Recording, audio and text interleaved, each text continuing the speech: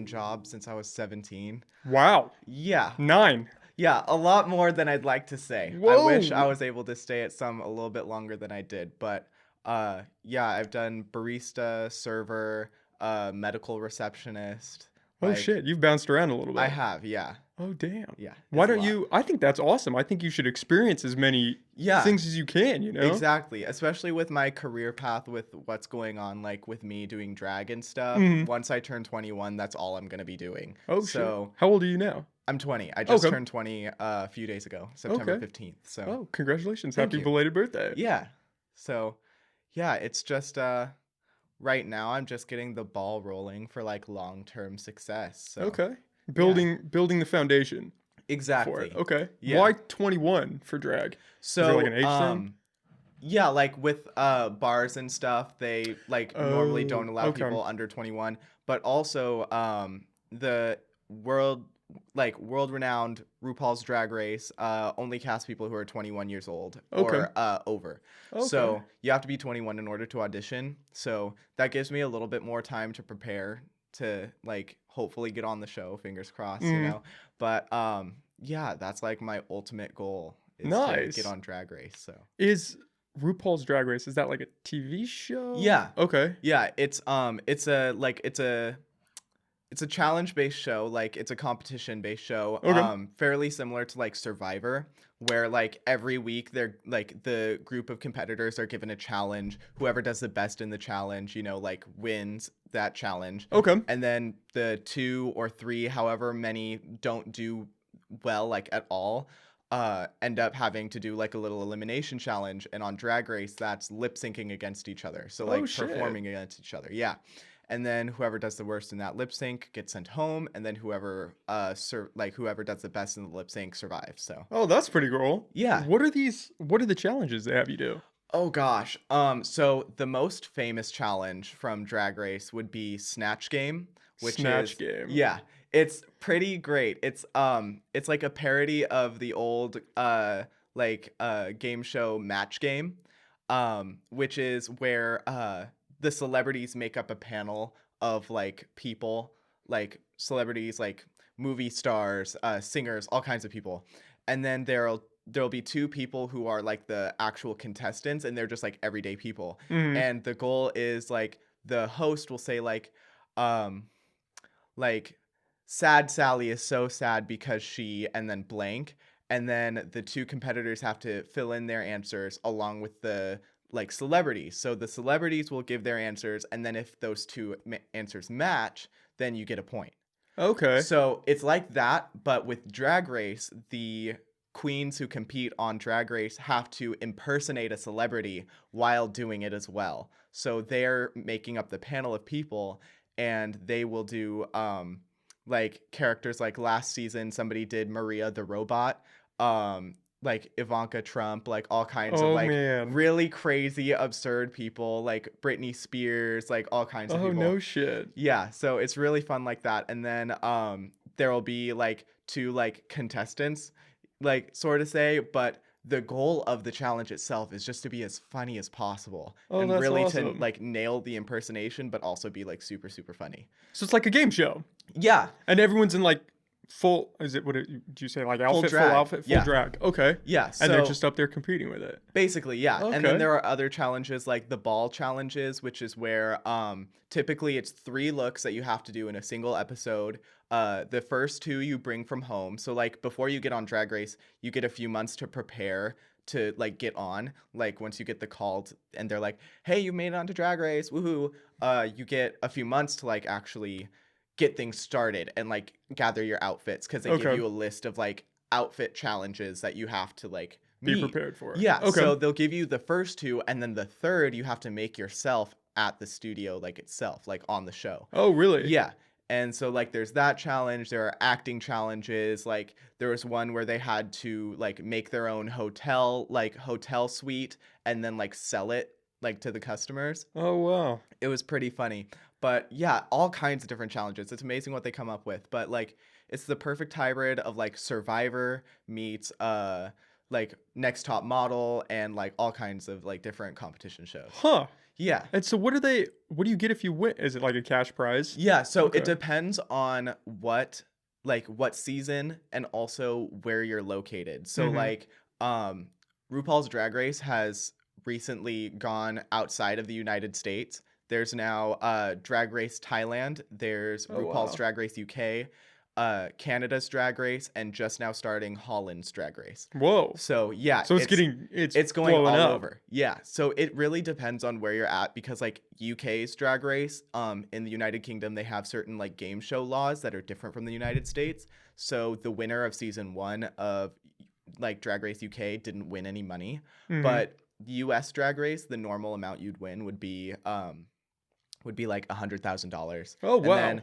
like every challenge that you win, you also get like something additional. They'll be like, "Oh, and you've won like a $5,000 gift card to like this tuxedo shop or whatever." Oh, Like cool. it's like basically like companies that sponsor Yeah. RuPaul's Drag Race, and then the contestants get that free product, but also the company gets their name out there too. Yeah. So, yeah, That's awesome. it's exciting. Is that like the biggest drag show, or are there like more? Or that's kind of like the only one in the So, field right now. RuPaul's Drag Race is definitely the biggest. It's like the trendsetter, but there are other like competitions. The second biggest is Dragula, which is a Dragula. basically a horror version of RuPaul's Drag Race. Oh So it's man. like all of these like super alternative queens that are super like grungy and crazy, and they compete on like an alternative version of it that's hosted by these two queens called the Boulet brothers, and I think they're in a relationship. I don't think they're actually related, Okay. but they look incredibly similar in drag.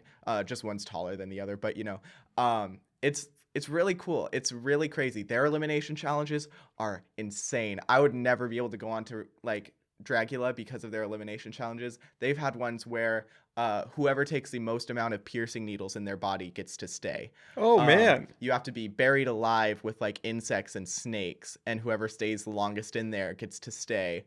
You have to get like a really nasty tramp stamp that the other contestant picks out for you. Like all kinds of So it's like, almost like a Fear Factor yeah, thing. it's like a Okay. Fear Factor Saw version of RuPaul's Drag Oh Race. damn. Yeah, it's insane. That's crazy. Yeah, Wow. yeah, it's That's wild. crazy. That's insane. Yeah, and then there's other competitions that are like way smaller that are like on Instagram, YouTube, and I've done two of them Okay. actually. The first one was Queen's Purgatory on Instagram. It's an Instagram-based competition, so it's in the format of Instagram, so it will have like the three pictures that continue down.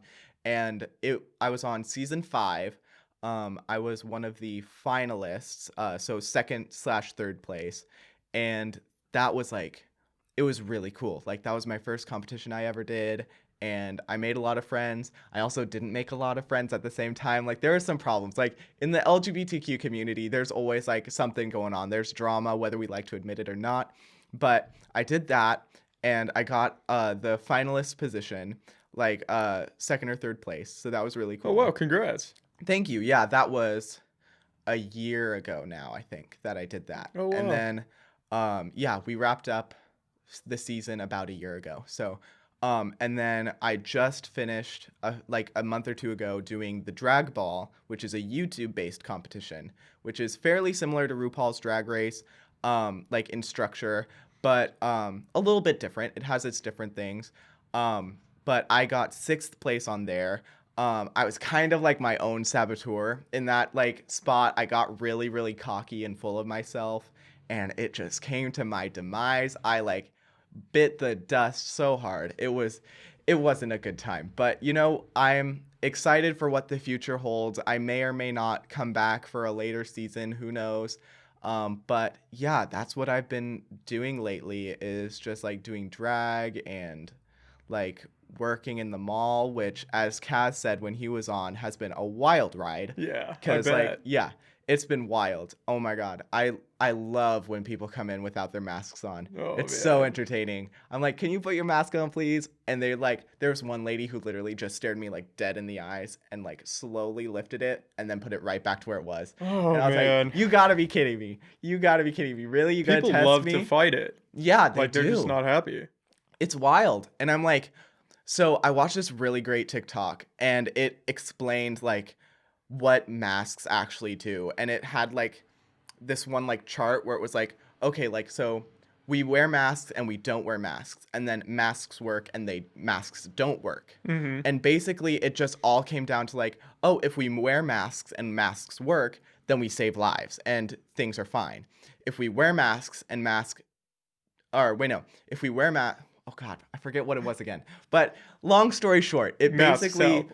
yeah, it Yeah. basically said like, the worst that will happen is that you have to wear a mask for 20 minutes while you're in a store. Yeah. Like, it's amazing It's really to me. not that Yeah. big of an issue. Yeah. And the same people that are complaining about wearing a mask are the people who, like, during the fall season will, like, wear, like, those big scarves over their face, and, like, hunters who will wear, like, the hunting masks and stuff like that, or, like, the Halloween masks. And I'm like, oh, you don't have a problem with those. But once the government says that it's a good idea, you have It's a a problem with problem. it. Yeah. Well, even doctors, I mean, they're wearing masks for Yeah. 10, 12 hours. Yeah. You know? And they like- were doing it before there was even a pandemic thing. Yeah. Because, like, if you cough in somebody's open chest that's just, like, cut open, It's going to be a problem. there's going to probably be Yeah. a problem. It's like, not gonna a be little bit. good. Like, you don't want your doctor to, like, hack a loogie right into your, like, sternum. Yeah. That gets dicey. Yeah. Well, they've had, I mean, well, actually, I don't know if this is true or not, but I feel like I've heard horror stories of like utensils being left yeah. in people and then they go back to the hospital and they're Yeah. like, oh shit. Like there's... that untold stories of the ER, you know? Yeah. Yeah. Yeah. Which, how crazy would that be? Yeah. I mean, It's insane. you go and have your appendix removed and then Yeah. accidentally leave a rag or something in you. I don't know if that actually happens. Somebody should definitely fact check that. But We'll see. I feel like Yeah. in the, you know, The viewers expanse- will tell us. Yeah. Yeah. They'll reach out and be like, yeah. Or yeah, that's here's this incorrect. crazy story. Yeah. That is insane. Yeah. So when you say drama, like what is it? Just like reality drama of like everyone's competing to win, so then you're kind of at each Oh my other. God, Like what no. happens? No, not at all. Oh, man. Well, there's some of that. There's a little bit of that. But a lot of it is like really personal sometimes. Like Jabs? yeah. Okay. To Like try to like mess with your psyche. comments about like people's bodies, like Oh, damn. comments about their faces, their makeup abilities, like all kinds of things. Even sometimes like the one big thing that happened to me that got me like canceled, which, You were canceled? yeah, cancel culture ain't that fun. Oh man. Was I made a joke that at the time I thought wasn't that inappropriate, and it, like, looking back at it now with the knowledge that I have now, it was inappropriate. I made a reference to one of those Brandon Roger like vines from like way back in the day when he was like, there's only one thing worse than a like, and then the guy says no or whatever. It was so lost. Wait, that's what? okay. It's okay. It's like back in the day, like probably when I was in middle school, so you're Mhm. probably just going into high school. But yeah, I just like made this comment and the entire community blew up on me. Oh, And shit. I honestly can easily say I'm so glad they did, because Mhm. I would not have learned like how to like hold my tongue if that didn't happen. Like I literally had to, well, I didn't have to, I wanted to, just because of like other things going on with Instagram too, but I ended up like deleting my profile basically and starting a new one, like Oh fresh. wow. Because Yeah. of the backlash? Not because of the backlash specifically, but that definitely was a part of it. Mm-hmm. I've also gone through like a few name changes in drag, just like kind of like as a symbol of like starting new, but also just like kind of discovering a new part of myself within that as well. Mm-hmm. So like, oh gosh, my first drag name was Adora Bell, like adorable. Oh yeah. man. And that was like way long ago. And then I discovered Electrics, which came from like my love for Pokemon and stuff like that. And like, just like that, like that bad girl energy basically. And so I rolled with that for a good while. And then I changed it to Type, which was a moment in itself. We'll say that. Was like, it didn't last very long. And then I finally settled on Ultra, which is my final yeah. drag name. Okay. Yeah. Just because like I feel like Ultra is the perfect, short, simple, gets the point across. Nobody else has that name. Like It fits. yeah. Okay. Because like when I had Electrics, I was dealing with people not spelling my name right, people Mhm. thinking that my name was Electra, which is overused as hell in the drag community, you know? So it's, yeah, I've like found that like, okay, this is my name. Like this is my brand. So How do you go about finding that in drag? Because I feel like you're Yeah. almost like kind of I mean, I have no idea, but, like, I would assume you're, like, kinda building an like a stage Yeah, personality type thing, I basically. guess. It really depends on the performer and Mhm. like the drag queen or king, whatever they're trying to portray. Because for me, it's not so much as creating like a new personality. It's more of like an extension of myself. Mhm. It's more of like an amplified version. Like I myself am a guitar, but when I get into drag, I get the amplifier too. So like Oh, it's that's an like interesting point. yeah, yeah, it's like that for me, but it definitely depends on the like drag queen or drag king, whichever they choose to go by or perform as. Um, but yeah, some people they find their identity like that. Like it's super quick, super easy. For others, it takes a while, like it did for me. But yeah, it's like it takes a while. You Mhm. know, like you're really trying to discover like okay, what will stick in people's heads? Like, and of course, not everybody's always trying to like brand themselves or like advertise themselves. I'm trying to do that because my end goal is to like get on Drag Race and be like this big name. But for other people, it's not always like that. So they're just like, oh, my drag name will be this, and I'll do this, and it'll be great, and it'll be fun. But for me, it's more of like a business, Mhm. you know? You're, like, building your brand, Yeah, like who you are. Okay. exactly. It's exactly like that. So that's like the premise around like my drag and like my goals with it is to really like build myself as like a professional in the industry. And for only being 20 years old, I've been doing drag for 3 years. I've hosted two of Humboldt Pride's events. So like the big pride events that they used to do like down in Halverson Park. They moved it to the Jefferson Community Center, and I hosted 2018 and 2019. Oh, wow. So that was really cool. I also organized the like nightlife and the performances and stuff. And then I also performed in Kansas City, Missouri when I went and visited there. That was really cool. I actually met two of the girls from RuPaul's Drag Race when I was there, so that was awesome. Oh, wow. And then when I was living in San Francisco, I was performing a lot, making a lot of connections there, and like, yeah, it's I've had a wild ride so far, and I've done a lot. How did you find drag? Did you just kinda, like, So stumble across it, or I don't know if you remember me from high school, but I do, I yeah, yeah, from the play. Yeah, yeah. that's kind of was, like, my first real introduction Exactly. to And I was always that weird kid. I was always the one who was wearing like weird clothes to school. I was doing like the weird makeup and stuff.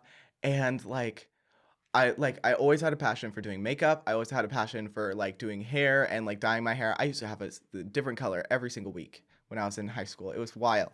And like I always liked making outfits and stuff. So one day when I was going through YouTube, I found this one drag queen, Willem, who was from season 4 of RuPaul's Drag Race, and that was my official like introduction to drag. And ever since then, it just clicked in my head. I was like, this is it. Like mhm. this is where all the puzzle pieces like really connect for me. So that's like where I started basically was just being that weird kid, and then like everything just fell into place Clicked. after that. Yeah. Wow. Yeah.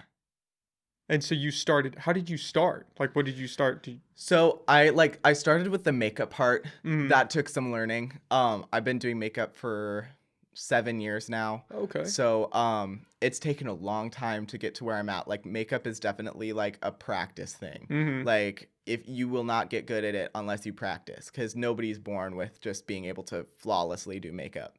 Um, so it's like I started with the makeup part, and that took me a while, and then I started to get into like the outfits and the hair, and like I bought my first wig and all that, and I thought that I was like this elite like little 17-year-old who thought I could do everything.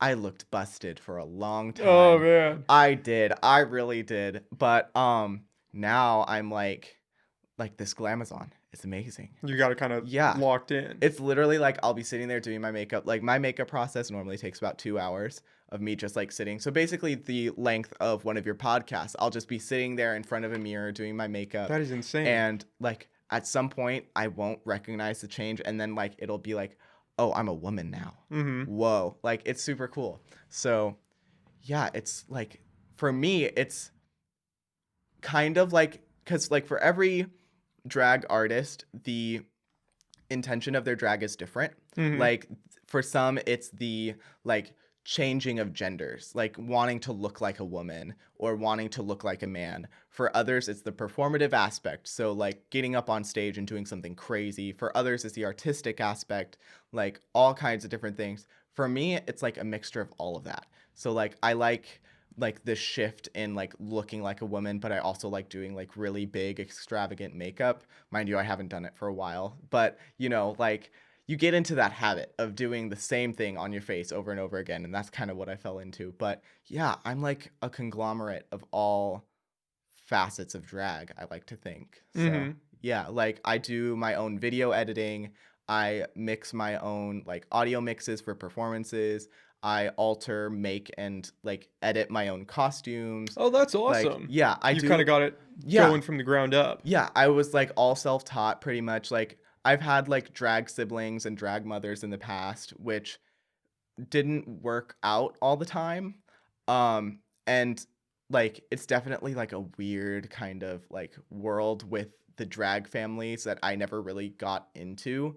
But I like pretty much have just been self-taught. So, yeah. I think that makes it mean more. You Yeah, know what I mean? Like with exactly. all this, like I had no idea what I was doing. I Like this still, wasn't handed to me. yeah. Yeah. And like you're kind of learning from the ground up. And so if you make a mistake, A, you know how to fix the mistake, but B, Yeah, it's like, okay, I'm making exactly. progress. Like you can look back and be like, oh man, I made this mistake a year ago that I'm not making now. And, Yeah. that's growth. I just think it makes it mean more when you have to like, when you're striving for it and working for it instead of someone just Yes. handing it to you and being like, okay, here, run with it, Yeah, exactly. And I've known a lot of people who have gotten that like handed to them like treatment. Doesn't always end well. There's some Doesn't who are seem like really, it. really grateful and very Mhm. humble. But in general, it doesn't really end well. Mhm. But it's different with everybody. Like a lot of people are self-taught, a lot of people have had help, a lot of people just have everything handed to them. That's okay. Like if you're a good performer, like I'll book you. Like I'll have you on my show. I'm cool. But like, yeah, it's the drag world is a trip. It's wild. Is it a close-knit community? It sounds like there's, like, a little bit of tension, but It's like a family. Like it's like a family. Like if one little like family member has drama, the entire family hears about it. okay. Yeah, it's very much like the YouTube community in that Gets, sense. like, Like passed through the group. yeah, if like there's something that happens with this person, somebody Everybody else is going to knows. make a video about it and tell people and then everyone will know. Okay. Yeah. Okay. But as a whole, we're a very like supportive of each other community. Mind you, like every batch has a few rotten eggs, but like it is what it is. Like everyone has to roll with that kind of stuff. And Yeah, that's like, just yeah, life. exactly. Yeah. Yeah, I mean, you're gonna find bad eggs in any group that you single out, you Exactly. know what I Yeah. mean? And we had a few at Eureka High, didn't we?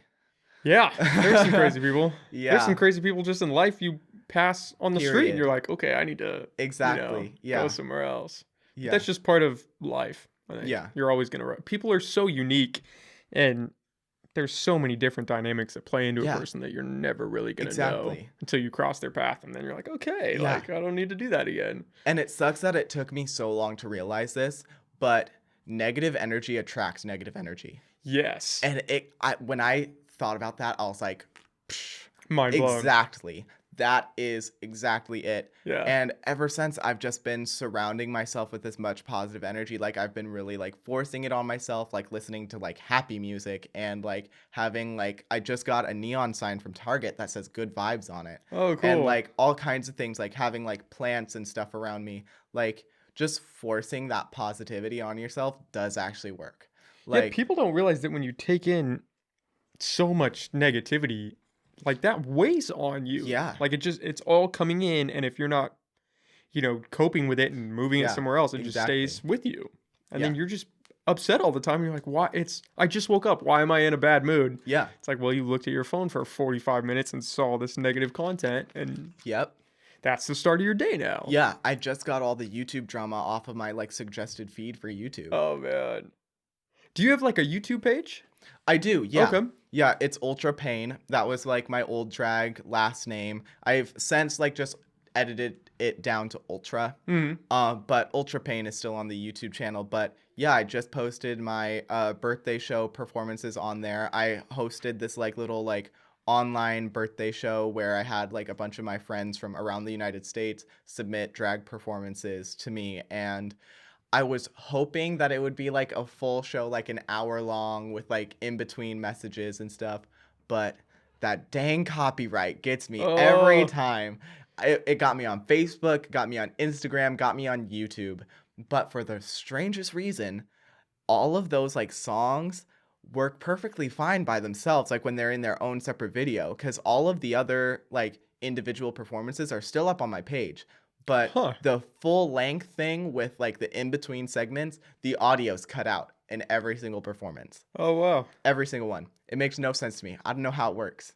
Yeah, I don't understand the whole copyright Yeah, I thing. don't know how I these just try not to like I don't know how these big delve YouTubers into do it. it. I'm like, how do you learn all that information? Yeah. It's crazy. Especially like for certain podcasts, they'll show clips of Yeah. like, news articles or other segments of other podcasts and stuff. And I'm like, man, I don't even know. Like, can you do? Because I hear all the time, Yeah. like, oh, you're going to get copyrighted. They're going to flag your page. You're It going to get all a depends, strike. and I think how you word it, like on your page, Mm, like the disclaimers and stuff, because I see all kinds of disclaimers on YouTube videos now, like, oh, this is legal to use under like the Free Copyright Act of like this is for like entertainment or yes. something. Yeah. All kinds of weird things. And I'm like, damn, I didn't know I had to go to law school to be a YouTuber. Right. Like, yeah, There's a lot that goes into it that there most people is. don't because you never see it unless you're like putting Yeah. out a YouTube video and you're like, man, I have to watch Yeah. out for this. And then like the like hundreds like to thousands that they spend on like equipment and stuff. Like I heard you talking about like your setup here, and like this is small for like for Oh, all yeah. these This is other nothing. like big like Jenna and Julian's like podcasts. They have this huge setup, their own room and everything like state of the art equipment, and like it just goes on and on from there. But like Yeah. yeah, it's crazy how expensive doing that stuff is, and people think it's like so easy, but it's really not. I mean, you could start podcasting's kind of easy because you could start with just your phone Yeah. and like, a cheap little microphone for $15 Yeah. and just go. And people do that. You start that way. And then you get the little inklings in your mind of, man, I could like Yeah. start to make this into something. And then you add on all the other production stuff Yeah. and it just Like, oh, I'm starting to get some morphs. views. Maybe now is Yeah. a good time to start investing a little bit more. Get some Like, better yeah. cameras or some better mics or some better lighting. And Yeah. then it just grows. And then there you have it. Now you're There you go. at like 200,000 subscribers and Right. like 100 million views or whatever. Like, yeah. Yeah. Yeah. When something blows up like that, you just never know.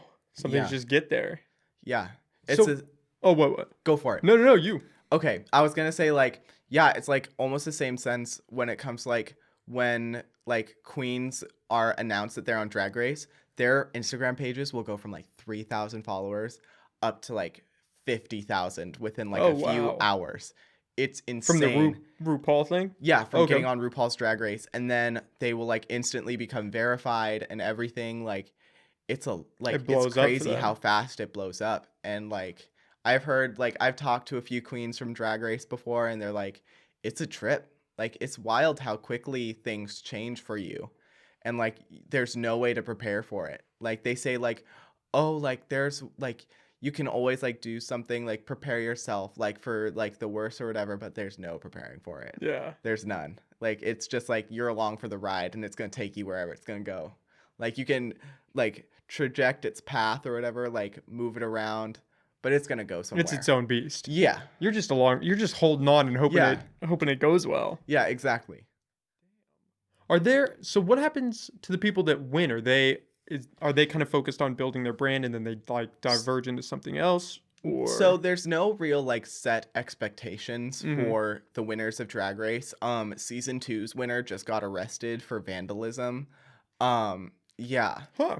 Yeah, she doesn't like to be referred like she doesn't like to say that she's a part of the Drag Race franchise anymore.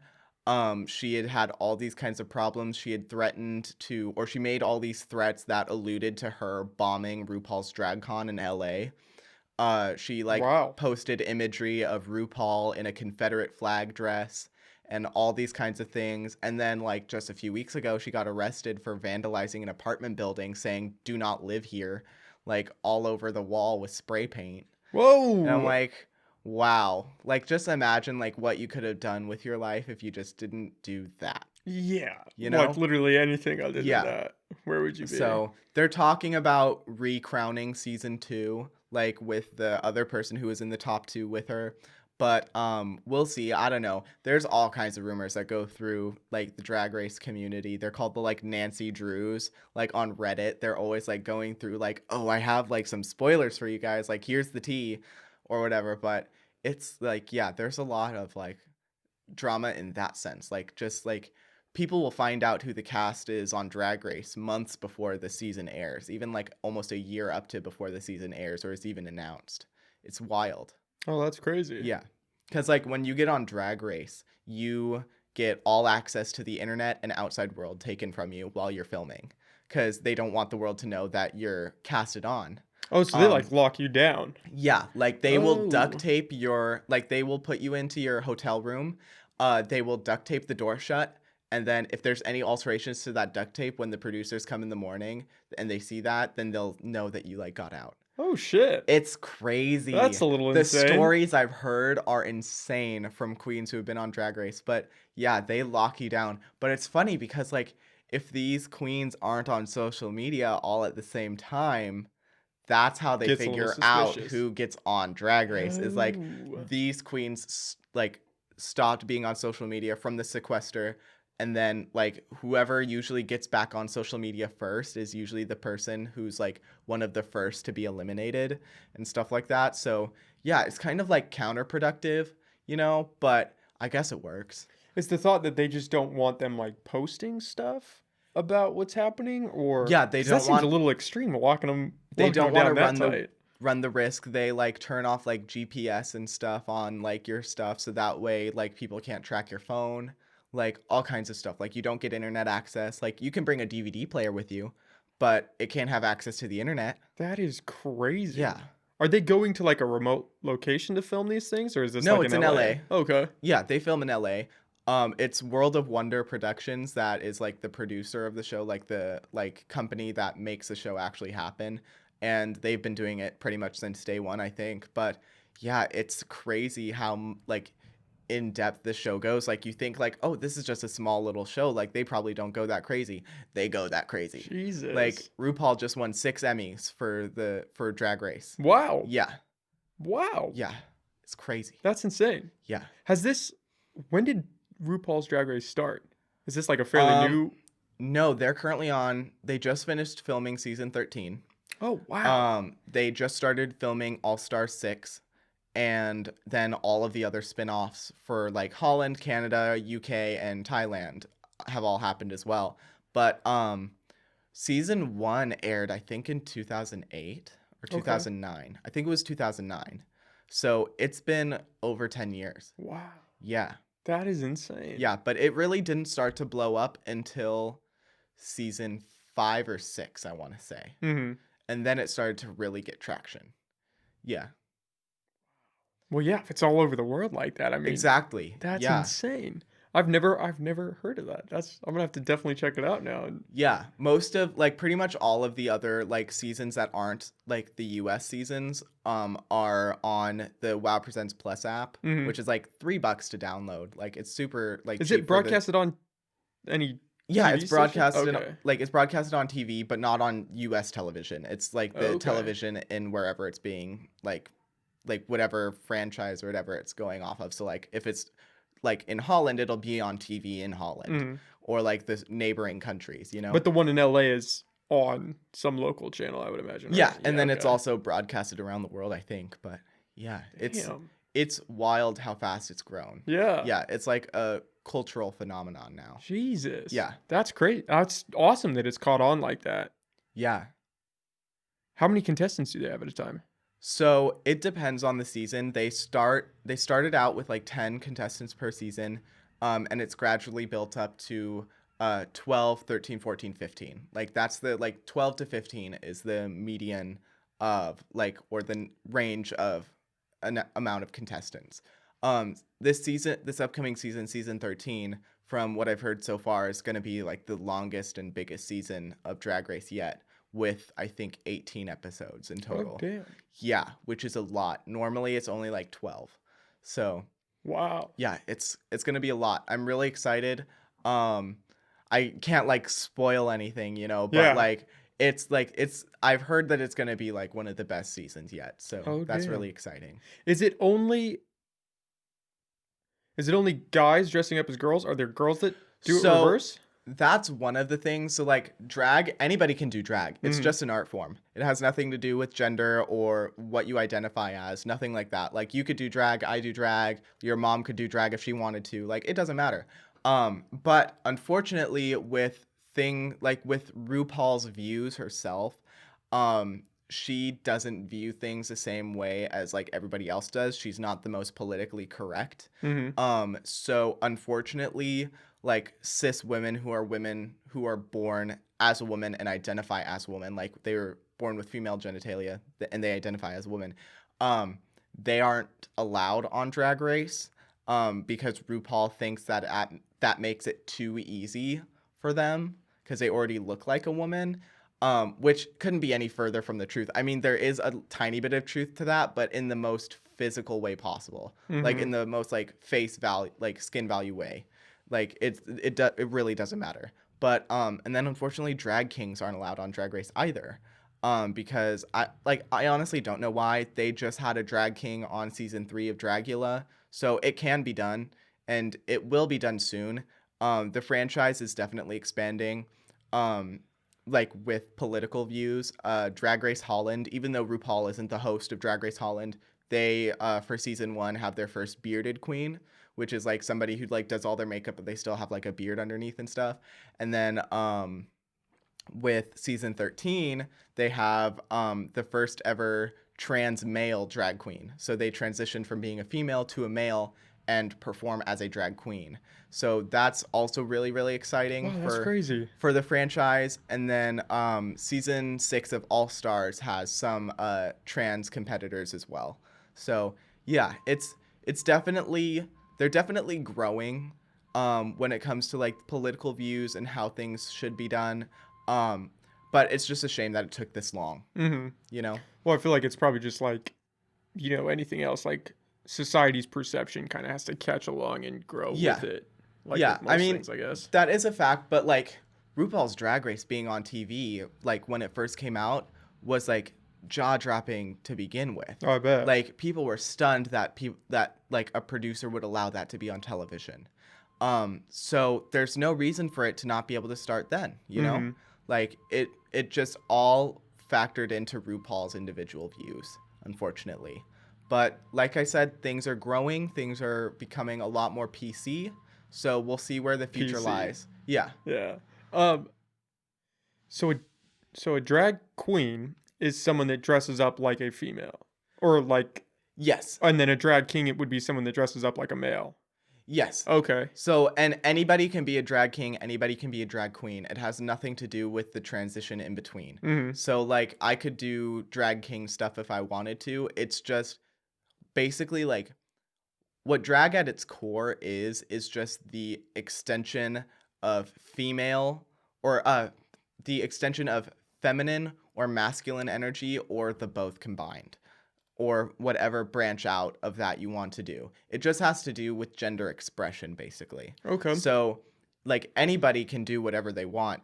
There's no rules to drag. So it just sucks when something is so popular and it makes people think that there are rules to drag when there's not, you know? Is that So kind of what is happening now? yeah, As it's gotten so definitely. big? Yeah, it's gotten so big that like people think that RuPaul's Drag Race is the standard for drag, which couldn't be any farther from the truth. RuPaul's Drag Race is the complete opposite of what real life RuPaul like real life drag is. Cuz real life drag is sitting in your room for 2 hours doing your makeup and then driving to a show and performing for 5 hours and then going home and getting Denny's afterwards, like in full drag. Yeah. That's what drag is. Oh man. But yeah, it's I'm really happy that Drag Race exists because it needs to, but the way that it is existing can change, you know? Mhm. Like things can be altered to be better for the community as a whole. Like by making it more inclusive? Yeah, Okay. definitely. Yeah, and definitely like yeah, doing that basically. Just Mm. making it more inclusive and making it like how it should actually represent the LGBTQ community, being that there's so many different types of people along the LGBT spectrum that all of those facets should be included in an LGBT related program, Mm-hmm. you know? Are there a lot of straight people that participate too? On Dragula, there was one queen who was married to a woman, but they called themselves hetero-flexible. I don't know Well, I what have that not heard means. that one before. I don't know what that means, but Hetero-flexible. hetero-flexible. So there's a new term Huh. to look up on Urban Dictionary or something. Okay. But We'll yeah, leave that one to the people listening too. exactly. Yeah. Hetero-flexible. Yeah, it's Hmm. it's so yeah, there's definitely people who are straight that participate in it. I don't like defining things that I don't know the exact definition of. But there's all kinds of different things within the drag universe. Like cross-dressing isn't the same as doing drag. There's like different like differences between them. The Huh. one that I've heard from another person within the community is that cross-dressing is like a straight male dressing up as a woman when drag is like a gay male dressing up as a woman. But I know that's not always true. But that's just like the general idea that was like just portrayed through what the person said. Mm-hmm. But yeah, it's just like one of my goals in like life with drag is to like show people that things aren't so like cookie cutter. You know, things can be however you want them to be. Like I may be like a cis white male drag queen who just fits society standards of looking like a girl when I'm in drag, but that's couldn't be any farther from what I like stand by, you know? Mm-hmm. So, Yeah, I think it's important. It's important to push, boundaries yeah. sometimes because then you know where things can go. I mean, look at where we are now. A lot of that stems from people pushing boundaries in different directions. Yeah. Exactly. That's interesting. I wonder because cross dressing is like there's a sexual aspect to it, right? Or is Somewhat. that did I just It make that up? it like there's definitely that connotation. Mm-hmm. Like when you hear of cross-dressing, like any normal person would have that also run through their mind just because of how it's been portrayed in media and like through like television and stuff like that. But it really is just like all of those different kinds of things, like whether it's drag or not, it just depends on who's doing it and Mm-hmm. what they're doing it for. Like some people like they will like be in their house and they may be like 50 years old and have kids and be married to a woman, but they just like putting on girls' clothes. Yeah. Good for them, you know? Like that's all that it has to be, you know? It doesn't need to be blown up to anything bigger than that. It doesn't need to be like, oh well, it's also this. No, it's just a 6'3" white dude who wants to put on dresses. Yeah. Yeah, we as a society really like to break things down into boxes. It needs to have labels so that way we're not scared of Yes. it. Yeah, so That's that we what can it is. understand it better. I think Yeah. too is like we're trying to categorize Or it. that we can think we can understand it better. Yes. Yeah. Yeah. Because if you just accept that, like if you just take that at face value, then there's Yeah. still so many questions. But if you break Exactly. it into these other boxes, then you can be like, okay, like now I can wrap my head around Yeah. what it is. Fear stems from the unknown. If you don't know what something Yes. is, you're afraid of it. Yes. It's as simple as that. Like, for example, if you're afraid of spiders, you probably don't know what that spider can do. It's probably not even venomous or gonna hurt you anyways. You Mhm. know? I'm still scared of spiders anyways, though. But you know, like that's just an example. Yeah. But yeah, it's it just comes down to like how people were raised, what they were raised with, what their own ideologies are. That was a hard word to say. Whew. And like just like the things that they've been taught, shown, and things they want to see themselves. Mhm. Like it comes down to that. And it's not always going to be correct what people are shown. Typically it's not. But that's what we're here to do is like to show people like, hey, you're wrong. Yeah. Like this is actually what it is. And it's so much more magical and child friendly than you think it is. Mhm. Like I have kids come to my drag shows all the time and they have a great time. At like Humboldt Pride, when I performed, the entire front row was like kids who were like 5 years old. Oh, wow. Yeah. And it was great. It was lovely. Oh, that is Yeah. insane. Yeah. I mean, there's been some scandals in the drag community with children. There's one, he calls himself a drag kid. He's like 11, I think. His name is Desmond is Amazing. That's like the name he goes by.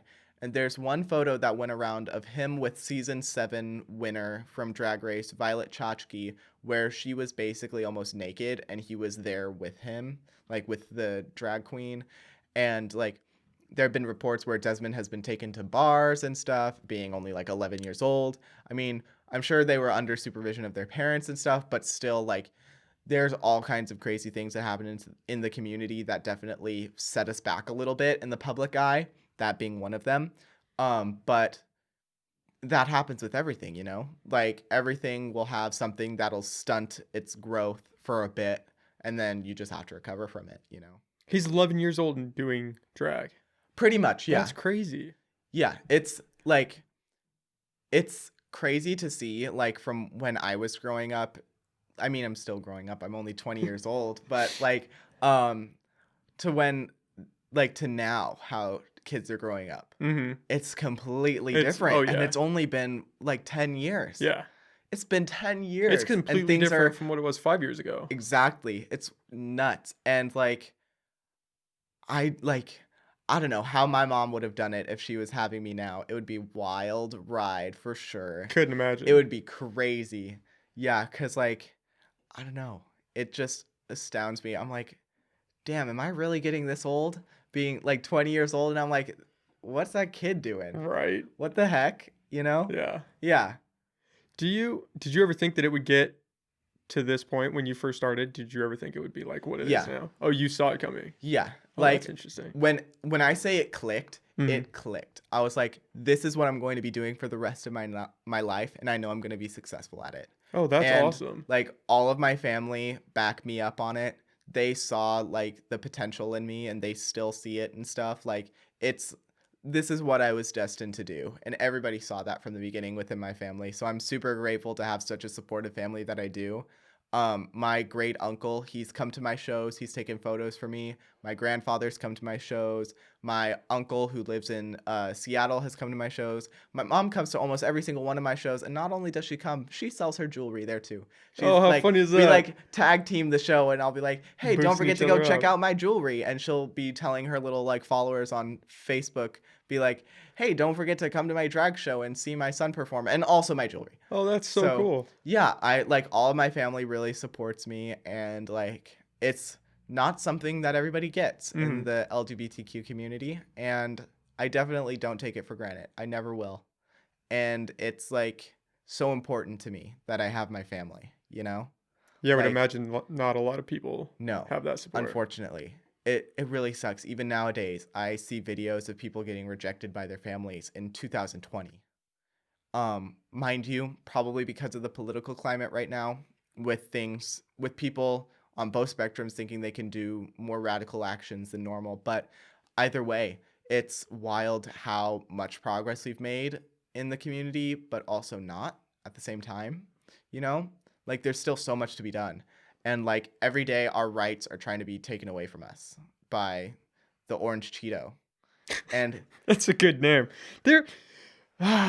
yeah, he doesn't help himself with the orange spray paint that he puts on. Yeah, no. I wonder, is he doing this in the Oval Office? Do you think they have a little like tanning salon I'm set sure up he in the added bowling one alley in or there. something? Yeah. Just to go get a daily like, got rid of the cleanup? bowling alley. Who needs that? Let's put in a I'm not tanning gonna bowl. salon. We need a tanning salon. Yeah. It's wild. Not even like an actual tanning salon. We just need a little spray booth where we can just exactly. clean it up every now and then. Yeah, and like, going back to earlier, how I was talking about I've been like surrounding myself by like more positive energy. Removing politics almost fully from my everyday life has been a part of that. Oh, I bet. Just because like, it's gotten so bad. Yeah. It's gotten so bad. It's scary. It's insane how crazy the world has gotten. And my mom and my grandfather are both like, we remember when nobody talked about politics. Like, we were told, like, don't talk about who you voted for. Don't say who you voted for. Like, all that. And now it's all that's said. Nothing else is talked about. Of course, COVID came along and was like, hey, we're going to talk about this too.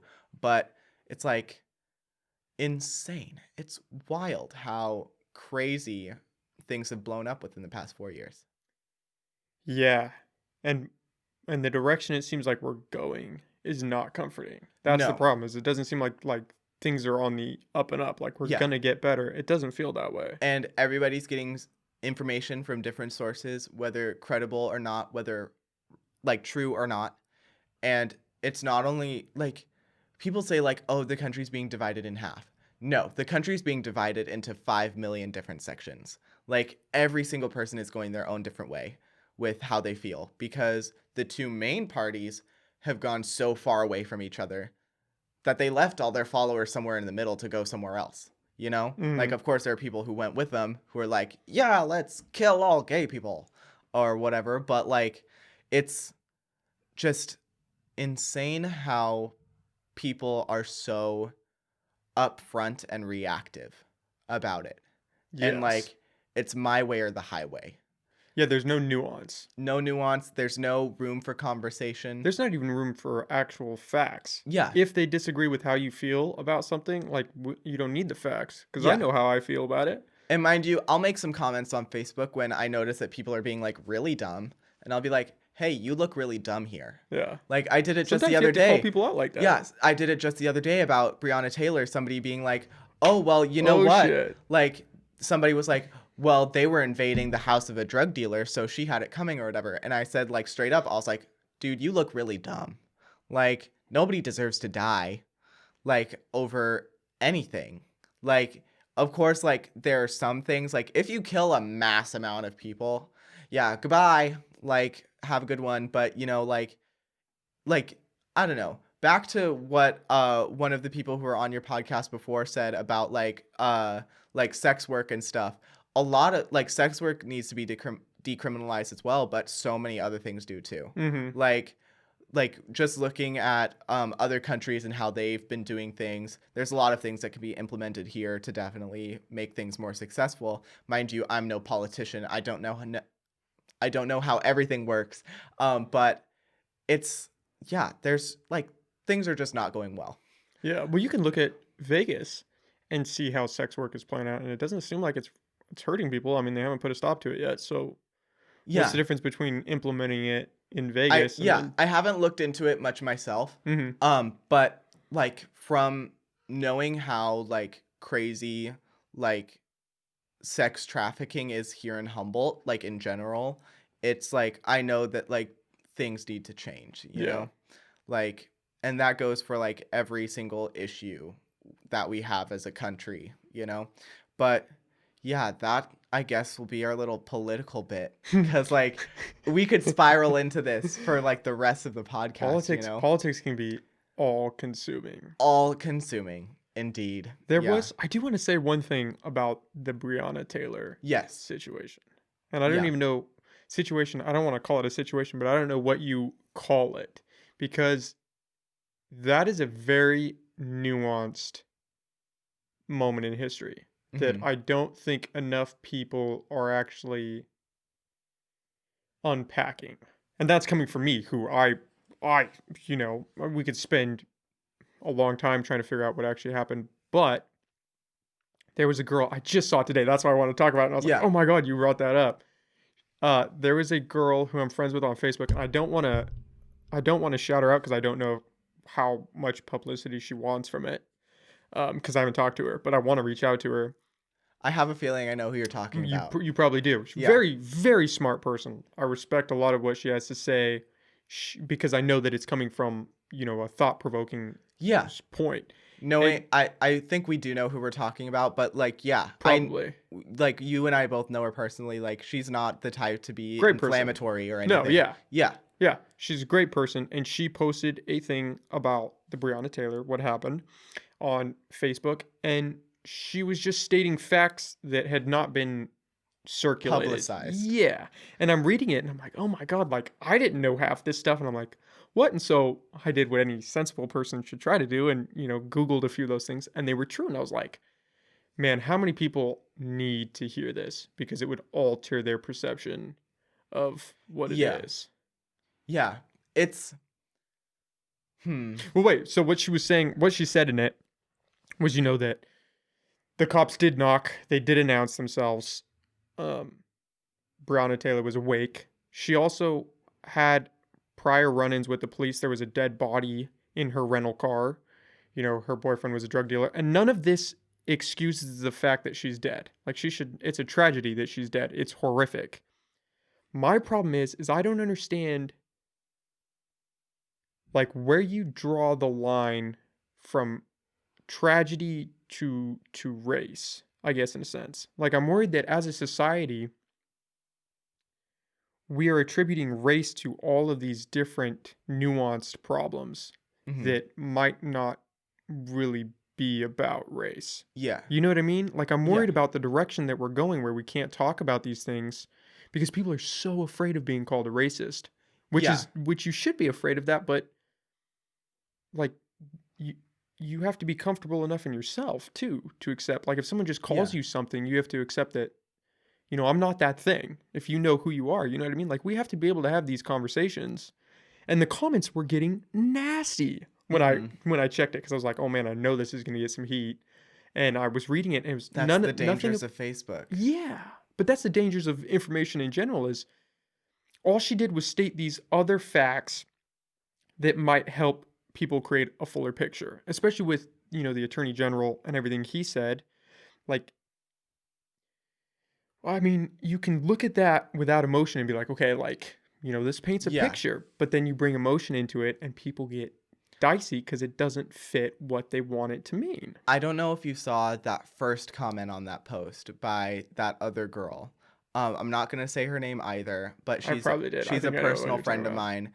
And she mentioned, like, oh, and this is all coming from, like, blah, blah, blah, blah, blah. And I was like, there's some truth to that, because we're living in a time where the voices of certain people need to have the backseat, because we've had the voices. Do you mean like white people? Yeah. See, like, we've had the voice for so long. But that's crazy to say. Somewhat, but also, like, it's a radical statement with not as a radical meaning. Because we need to have the radical statement in order to get people to listen. Like, for example, like, I don't want to get into this too much. I know, really, to put it point blank, with the situation with Breonna Taylor, I feel like with all of this other stuff coming out, it feels like there are puzzle pieces coming out to two different puzzles that they're trying to put together. That doesn't work. It's like everyone has their own individual puzzle, and they're building their own picture. Yeah. But nobody's looking around to be like, well, we all have different pictures right now. This is supposed to be the same event. Why are we not getting the same thing? But point blank period, she was killed. Tragic. She shouldn't have been killed. At most, she should have been arrested and, like, tried or whatever. I really don't know a lot of the information on it, just because, like I said, I've been paying attention to what's been going on, but I haven't been letting it consume me. And it's hard to keep up. It's hard to keep up, and it's also easy to let it consume you. Oh, yeah. And some of it rightfully so. Like, the Black Lives Matter is incredible. Like, the Black Lives Matter movement right now is incredibly important. Like, yes, things have changed since, like, the era of, like, when, like, Martin Luther King was around, and things have gotten better from then. But there's still a lot of things to be better at, But it's really, like, from what I know right now at this very time, I'm not at a point where I can educate people on things, as I don't know a lot myself. So it'd be, like, looking at it myself, it would be really inappropriate for me to be trying to, like, feed information to people when I'm not fully educated in it myself. That is a great perspective to have. Because, like, it's one thing to be a teacher when you know how to be a teacher and you've been taught how to be a teacher. But it's one thing to be a teacher, but also be, like, a student yourself in a way, But yeah, it's like I'm not the one to come to for information regarding this. So that's just what it boils down to. I'm curious about the backseat voice thing, though. Like, you genuinely feel like I'm I see that you genuinely feel that, but that seems mind blowing to me. I think everyone should have an equal voice. I don't think it should be dependent on your skin tone, Yeah, no, I'm not saying that because of my skin tone or anything. I'm just saying that, like, period, I'm just not that educated in the matter. Mm-hmm. And I don't want to give out information to people that I'm not 100% on myself. Okay, I see what you're saying. So it's an Yeah. education thing. So it's not so Yeah. much your race. It's No, that it's if not my you, race. yeah, if you knew more about it, you'd be like, yeah, I can provide Yeah, details. exactly. Okay. And like, thank God for the people who are out there right now fighting these battles, who know what they're doing, who know what things need to be changed, who know what things matter and need to matter. Mm-hmm. Unfortunately, I'm not one of those people, Yeah. Like, and a lot of people aren't. A And lot. there are some people who try to act like they are, but Mm-hmm. they're not. And that kind of like taints the movement, you know? Like, they're giving out information that isn't correct. They're making things seem a way that they're not. Like, for example, like here in Humboldt, when we had our rallies and stuff, there was a few people who tried to make things violent. And luckily, all the protesters who were peaceful quickly shut them down Mm-hmm. and like tried to keep that from happening. I had a lot of friends who were there. They saw it firsthand. It was when I think it was over by Dutch Bros on 5th Street where like the aggression started to happen, or over by Target, something like that. But they tried to shut it down as quick as possible because they knew it wasn't going to end well. Yeah. So like, yeah, there are a lot of bad seeds in the group, but for the most part, it's a lot of good seeds. Mm-hmm. But the news, they want to publicize the big stories The news, man. that can get people talking. Yeah. People won't talk about the people who are doing good. That's not exciting. Yeah. People want to talk about the bad because that's exciting. Yeah. It's all about what's gonna get people to click and Mm-hmm. read the story. Yeah. Whatever it takes. Mm-hmm. I'm sitting here and I'm thinking about that 11-year-old kid. Yeah. And I'm like, that is insane, but it's really not. Because if you told me, yeah, there's this 11-year-old kid and he's doing stand-up comedy in all these clubs, I'd be like, oh, wow. Yeah. But it's kind of the same thing. Kind of. Unfortunately, drag still has that sexualized aspect to it, Mm-hmm. which is where a lot of people had that issue. Specifically with Violet Chachki, she is more of a burlesque drag performer. Her thing is like the very vintage burlesque style where it's very lacy, a lot of skin showing, like things like that. So the photo that went around was a photo of Desmond and Violet like hugging, I think, or they were like within close proximity, and she was pretty nude. Like, I think she just had like panties on or something. And this was with the 11-year-old? Yeah, and she's a grown adult. That gets dicey. It does. And then also having children in bars gets dicey as well, because legally that's not supposed to happen. But Desmond blew up pretty quickly, like in the earlier 2010s, or like a few years ago, I think, like 2015 or 16, around then, where Desmond started to get really popular.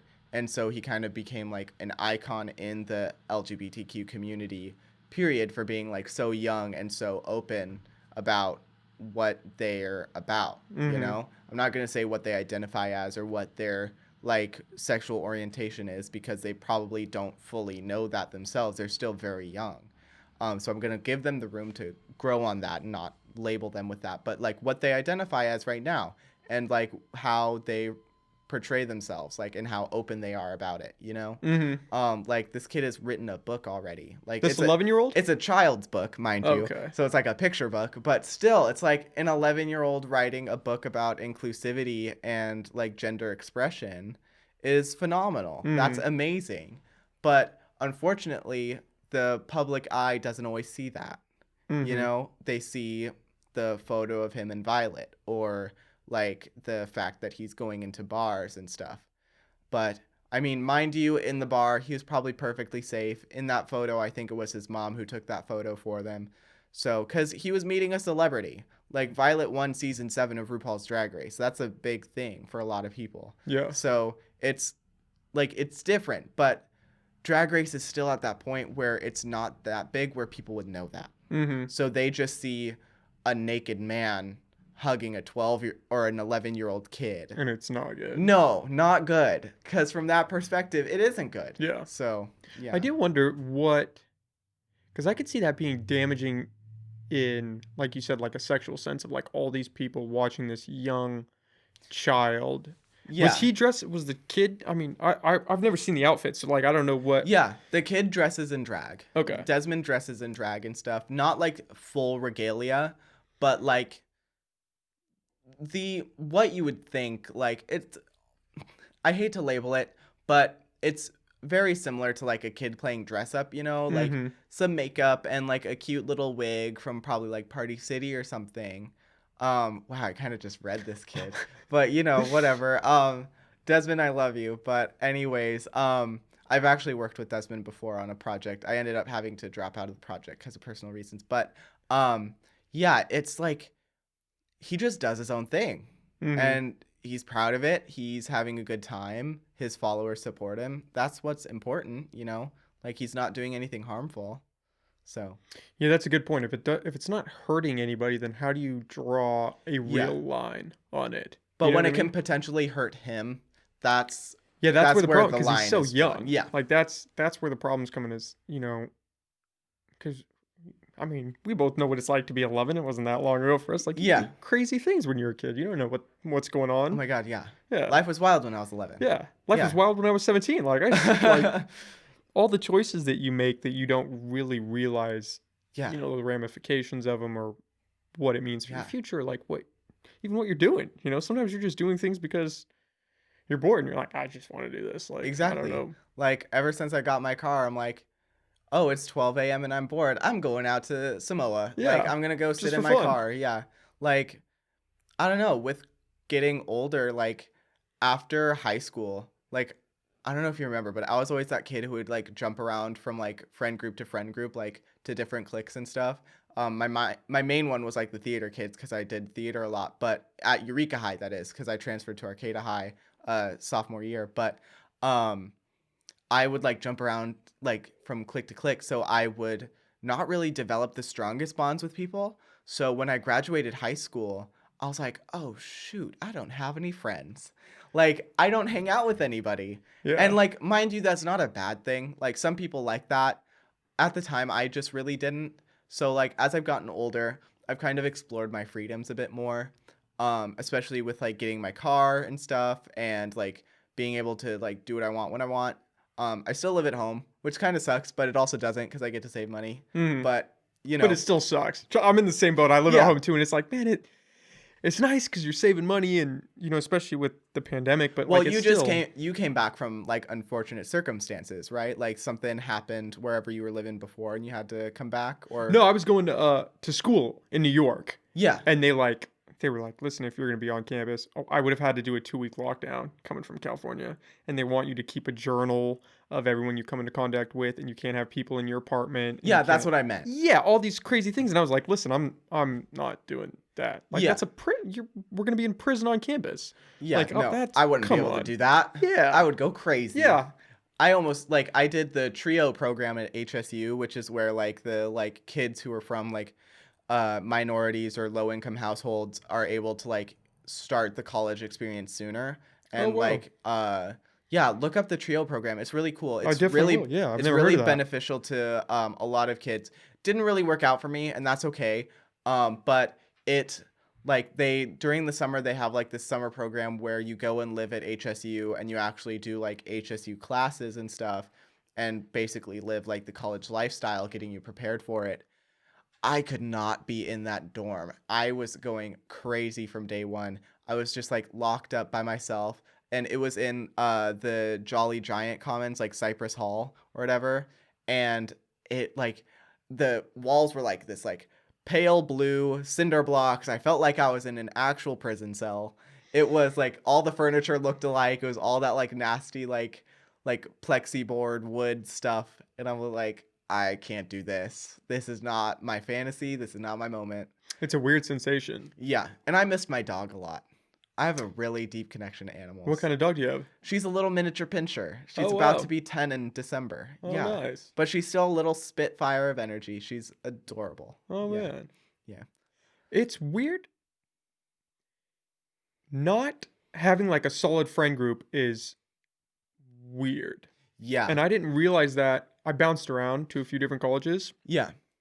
And that's when it kind of sunk in, like, because you always hear people saying, "Oh, when you transfer schools, especially like high school and stuff or middle school, like Yeah. it's hard on these kids." And I was like, "Yeah, but all you have to do is go talk to people." Like, No. but it's not like It's that. not like It's that at all. completely. I mean, in high school, it's a little different because like everyone recognizes, like it's high school. Like this is And a lot of the kids grew up with each other. yes, So like that's different. yeah. College, It's a on the other weird hand, thing. totally different. I haven't experienced it myself. I know plenty of people who have though. Hmm. And I've heard like all the crazy stories and stuff of people being like, who are these people? Yeah, I don't know any of you. I don't recognize any of you. Like it's just like a culture shock, it's weird. Well, basically. I would imagine it's the same too, I guess, for high school because Yeah. all these kids grew up knowing each other, and then you transfer in, and Yeah. you're like, I don't know So anybody here. what's Like, wild about when I transferred to Arcata High was that I was originally in the Arcata City school systems earlier in like when I was younger. I went to Pacific Union for a year or two. Um, I got expelled because I did stab a kid in the face with a pencil. whoa, But whoa, don't how did worry, that happen? that was a very How big old were story. you? I was in kin I was in kindergarten. So Kindergarten young. or first grade. Okay. I was really young. And also like I was like just like somewhat like I guess I was never officially diagnosed. I always was told I was, but I like just started like my mom just started realizing that I have like symptoms of like ADHD and stuff and like patterns of it. So I was just like this spastic little crazy child like from hell. And so I was just like really insane and I would do like insane things. So that happened and then so like all these years later, I like go to the Eureka City school systems, grow up there. Eureka High like almost like killed me, like literally. And so transferred to Arcata High. My first day there, I walk into my geology class and I sit right next to this kid and I'm like, Oh he no. looks familiar. Then I look at his eye because I stabbed the guy right here and I saw a scar. Oh And man. I was like, yes, excellent. I'm sitting right next to the kid that I stabbed in the face, like with a pencil, like 10 years ago. And so I kind of just sat there and I was like, Did you tell him? I did. Yeah. The next day I walked in and I was like, do you remember me? Cause like that was when I switched schools is when I really like changed my name because I used to go by Thomas, like that's my legal name, but I prefer Skyler now. So I switched my name. But like I spoke to him and I was like, you don't happen to remember me, do you? And he was like, no, why? And I was like, oh God, that just made this a whole lot harder. Oh shit. I was like, well, I was that kid that like gave you that scar, Remember that scar on remember? your eye? Yeah. And he was like, oh, wow, that is you. And then he was like, don't worry, it's not that big of a deal. It happened so long ago. We were just kids. And I was like, oh, thank God, I'm Oh not going to wow. die today. That was like the best way that could have gone. Exactly. And like, I think it was what was it? It was homecoming, senior year that I like met his parents for like the second time because the first time was in that principal's office. And I like met them and I was like, hey, so Oh, you told his parents too? yeah, Oh because man. I really wanted them to know that I was like super sorry because like Oh, that's that cool. was incredibly crazy and awful of me to do. Stabbing a kid with a pencil. Yeah, and so close to the eye too. I could have gotten his eye. That Why would have did you been so stab him? bad. I don't remember the Yeah. exact reason. Just being crazy I was just kids. enraged for Yeah. some reason. But yeah, it was that moment where my mom thought that I might have been on the like autism spectrum. I'm not. At least I don't think I am. But you know, like so I spoke with his parents and they were like super cool about it. They're like they were same attitude he had. They were like, "Oh yeah, that happened so long ago. Like it's whatever." So that was really cool. But yeah, when like Eureka High was a real trip for me. Um I started off so strong. I like walked in the doors and I was like, "This is me. I'm gay as hell and y'all are going to accept it." And At Eureka High. yeah. And I was like looking at back at that now, I was like, "Wow, that's really bold of me." Cuz like I didn't know anybody. The only people that I knew were the like other freshmen that were coming into school with me. So it was pretty wild. And then sophomore year, the beginning of sophomore year was when stuff in my life really started to hit the fan. My mom's ex-boyfriend committed suicide that year, and that destroyed my family really bad. And from that moment on, things spiraled like out of control. I got into a lot of drama with people. One girl in particular, but her and I literally just a few days ago like patched that wound and got over it. We both recognized what we did wrong, and we've moved on, and we've become acquaintances again. And I'm really looking forward to what our friendship has to offer in the future. But um, yeah, things spiraled out of control. I stopped coming to school for like a week, and then I decided like I want to switch schools. Like I don't want to do things here anymore. And that's when I kind of had like the meltdown and like switched into using like Skyler as my preferred name. Just because like I don't know what happened. It was like some sort of crisis that I had at 15 years old. So I switched schools, and ever since then it's been so much better. I switched to Arcata High. I immediately got introduced to people who were like super, super nice. Everybody was really nice to me, really accepting. And then I started doing drag, I think my junior year. And when I started doing drag, like I of course like told people and like showed people and my friends and stuff.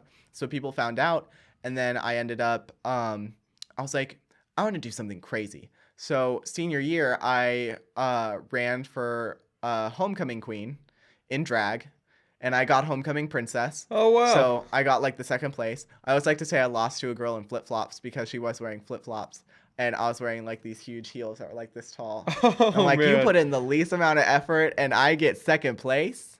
That's not right. But so I did that, and then I ran for like senior prom queen as well, and I won senior prom queen Oh, over nice. my entire senior class, and that was really cool to have like that kind of support from my peers. And like I always like growing up had that like Disney movie fantasy of being like, oh, I'm gonna be the prom queen, and it's gonna be like super magical and like cool and just right out of Disney movie. And it was so so cool. It was really really awesome. And I remember the week after I went into the office, and I'd always been like friends with staff and stuff, and like been close with staff at Arcata High. And one of the receptionists there, she was like, "Yeah, I've been getting a lot of calls from parents being angry about you winning senior prom queen." And I was like, "Oh wow, I wonder why." And they were like, "Oh, like one parent was like how dare a man win over my daughter? I spent so much money on her for senior prom." And I guess the receptionist just straight up said like, well, maybe if your daughter was a little bit nicer to people, she would have won. Oh, And I was damn. like, wow. Oh, Oh my gosh, that's wild. That's just went insane. in. Good They for the yeah. receptionist. Yeah. And so yeah, it was so so cool to have that support from the school. And then I also did the Arcata Arts Institute while I was there, which is almost like a spin-off school of Arcata, like of Arcata High. And I did really well there. I worked a lot with like physical media, so like painting, drawing, sculpture, stuff like that. Technology hasn't always been my thing, so I didn't really dabble in like digital stuff. Um, but yeah, I did the Arcade Arts Institute for a while, and I was really successful at it and had a lot of fun. And I worked on a lot of projects, got like shows up and running, and like the like all kinds of things. It was really cool. Oh, nice. Yeah, so I did that, and uh what else? Like just in high school, it was like from Arcata High on, just a really good time. Did you ever, you went back to Eureka though, didn't you? Or did you just hang No. around the theater club at Eureka High? Because I remember seeing you my senior year. Well, yeah, that I was a freshman senior year. For Oh, your senior year. shit. Oh, Yeah. God, I'm old, man. Holy crap. Wow. Yeah. Oh, wow. I thought you were like a grade below me. Mm-mm. Oh, wow. You were a No. freshman my senior year. Yeah. Wow. I graduated 2018, so 2 years ago. Wow, now I feel like I'm 100. Holy crap. I did not need that. Wow. Yeah. It's been a while. I'm surprised that it's been 2 years already, almost three. It'll be three in Oh my God. June. So. Wow. Eureka High is weird looking back on it because So much stuff happened. Yeah, so Oh much my stuff God, happened that I within the didn't even 1 year realize I was was happening. there. Just the 1 year I was there was insane. Yeah. We had a A lot of lot. loss. Yeah. Um, yeah, it was crazy. Like I remember when Jenica passed away. That was really, really hard. It's still really hard for me. Like, every Arts Alive when I would go, because that's where I would always see her. Like, I still like remember her like out on like the deck, like the boardwalk and stuff. Um, yeah, that hit hard. I remember Lizzie passing as well, around Thanksgiving. That was difficult, and then a lot of kids that were my age too. I think his name was Jordan. And then Alyssa. Yeah, just a lot of loss. Yeah. Yeah, it was. It was a heavy time. It was. I'm surprised that like I always joke with the people who I went to elementary school with, like, cause like so many, like, there's a good amount of us who are in jail or dead. It's wild. And I'm like with Madison Day, for example, I'm like, you and I are like one of like a few of the ones who actually made it out like unscathed, like we're okay, you know? But like it sucks that like that joke is even a thing. Like cuz like no kid should ever have to go through that, whether they're on the receiving end or the one being informed that like your friend just died. Well, it's crazy because, at least personally, growing up, I would always hear from like my parents and their friends, that when you're out of high school, that's when you start losing people, Yeah. either to drugs or they get locked up or they just pass from some unfortunate event. Mhm. You don't really realize that, when you're that young because you can't really grasp, like, you don't really understand what loss And is. you I don't think I yeah. even understand it now. But at that age, it's just, you can't really comprehend it. And then when you lose people while you're in high school or younger, like, it weighs on you in a weird way. Mhm. Yeah, it's really really strange because it's like you see them at school one day and then They're just they're gone. not there anymore. Yeah. Like you don't like that's the weirdest thing is still seeing their social media profiles. Like Jenica's profile will come up every once in a while still. Like not from like Oh, new wow. How posts or weird is anything. that? Not from like new posts or anything, but like old stuff from when she was still with us. And it's really, really strange. What do you think that's going to look like in 20 years? Do you think that there's going to be, like, you can Hmm. just go to somebody's Facebook page and they're going to have their whole life and you can kind of just relive those memories by scrolling through their Facebook? It's really hard to say what the future holds. It's like we're just in a time that's so transitional right now that it can go in any which way. The world may not even exist in 20 years. Who knows? Might not exist after this election. Period. Uh, Yeah, we'll see.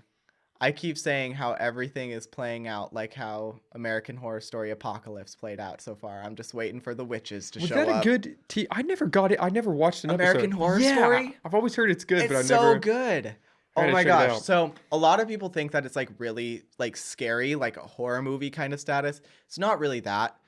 There are jump scares and stuff from time to time, Like but more thriller.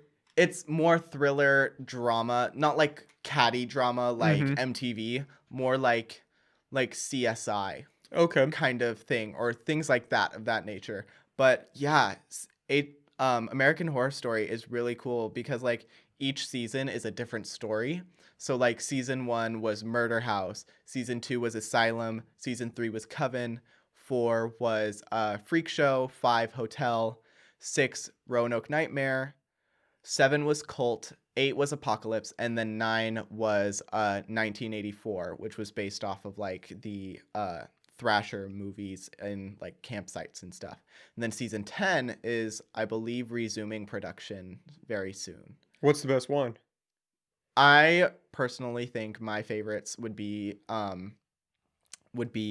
Coven and Apocalypse. Okay. Coven was what really made me fall in love with the series because it was about witches and like just that bad girl energy was really my thing. I'm like, they're so powerful, they're so cool, and like there's one iconic scene that I remember. Madison Montgomery, she was a character. She was like the party girl that was super popular, a movie star, and she happened to be a witch. And she ended up getting sexually assaulted in the show by a frat guy. And so in the show, she, like, when the guys were leaving on their bus, like all of them, she flipped the bus with her powers, like on its head, and killed every single one of them. Whoa. That's power. That is power. That's Oh man, incredible. I gotta check it out. I've been telling myself I gotta check it out for so long. There's just so much good. Oh yeah. Good content out there. Yeah, and then American Horror Stories on Hulu too, I think. Oh, is it? Yeah. Okay. And then they're starting a new spin-off of it called American Horror Stories, which are in the same structure, I guess, as Black Mirror, where every episode is a different, like every episode is a different series. And Black Mirror is a trip in itself. It's great. I love Black Mirror. The one episode I love the most is the social media one. Oh, that one. Do you remember that one? Out. Yeah. Where they're doing the like swiping and every interaction you get a rating. Yeah. That was scary. Like, you're talking about Saw. Like, you think Saw's scary? Wait until you see somebody walk by you and they look at you funny and then they just give you like a 0-star rating and then all of a sudden you can't rent a car. That's scary. Yes. But what's really freaky about it is that's already happening. Yeah. Like, there's a city in China where they're implementing this to test and see how it works out. Mm-hmm. And essentially, everyone can rate you. And if you don't have a high enough rating, you can't get a loan. You can't even get a ticket, like a plane ticket to leave the city. Like, you are landlocked there. Yeah. And you have to do good things and you have to make sure people see you do good things. Otherwise, your social score is going to plummet. And I mean, in a way, it makes sense, you know? Like, Does it though? In a way, it does to me. Like, in a way, it's like, yeah, like, social interaction does matter. But I didn't realize that it could also matter on this high of a scale. Mm-hmm. Because, like, in a way, I can see it bettering the world. But also, as shown in Black Mirror, it can also take somebody from so high up to so down low so quickly. And I think that also, like, thinking about that, like hearing me say that, it reminds me a lot of cancel culture as well, like within the online community. So we're basically already doing it. Like, you're right. It's already starting. We are, huh? So it's pretty crazy. It worries me because I would rather have a genuine interaction with someone that ends badly than have us both be fake to each other just to... That makes sense. Yeah. Yeah. Just to, I don't know, get a good score. Or like, what but if I mean, if you're being fake to better yourself and the other person, is it that bad? Because, like, if you're both able to make a few $1,000s off of it in a new credit score, like, I'd be down. Like, I like money. That is interesting. Money's a good motivator. Yeah. But what are we losing with that? Because then everyone would be nice to each other. We're definitely losing personality. Yes. I could see that quickly turning into, I don't know if you've watched Love, Death, and Robots on Netflix. No. But it's also like a little mini series, kind of like Black Mirror. But every episode is animated by a different like group of people. So they all like look different and they're all different stories. And they're all about like 6 to 15 minutes in length. So they're really short stories. And one of them, it sounds really dumb, but it's really funny and also really like makes you think too. It's about this like yogurt that was like tested on and like genetically modified, and then all of a sudden it became this like higher being that could like this yogurt. Yes, a bowl of yogurt. And it like talked about how like the yogurt had this huge plan on how to like fix the economy and the United States structure within like a month, and it showed it how like it fixed it. Everything was like, it literally looked like the episode of Black Mirror, how everything was white, everything was pretty, everything was nice. Like, people were like, hi John, hi Stacy. Like, it was like this like almost like lifeless existence. Just blur. Yeah. So I could definitely see it going down that road of being like, wow, that's real bland. Like, where's the flavor here? Well, yeah, it's like with like what you said with cancel culture. I mean, what are we losing because of that? Mm-hmm. Like, it's like this forced assimilation to Yeah. some idea that somebody else I deems don't know. worthy. I don't know if you've heard anything about the makeup community and like the beauty gurus on YouTube, but they've blown up YouTube. They have destroyed the community, like all What on do you their mean? own. Like YouTubers in general, the beauty community has like messed everything up for everybody. Um, Back in 2019 or 2018, James Charles had this like huge like scandal with another YouTuber, and James ended up losing 4 million subscribers in 24 hours. And then this like role reversal came from James where he uploaded this another video where it had like every single receipt and everything changed, and then the loss in followers switched to the other person, and James gained back the followers and that person dropped in followers, and all these things. And like this cancel culture can get so destructive to the point where you will literally like you could go homeless, you could lose brand deals, you could do wow, that was a real big jump. Like you could be homeless or you could lose brand deals. Like Opposite side of wow. the spectrum. Yeah. Like But it's there's just no, it's everything. yeah, Like it you can could lose destroy everything. you. And it destroyed Shane Dawson with the huge like Shane had made some comments about James Charles and about how Shane had orchestrated the situation where James had lost so many followers. Like he had gaslit that person to make the video about James to make him lose followers and subscribers and stuff. And so the community was like, you know what? That's not right. And we're going to show you that it's not right. And they pulled up every single video of his past where he has done blackface, where he has said the N-word, where he pretended to jack off to a picture of Willow Smith, like all of these really, really bad things.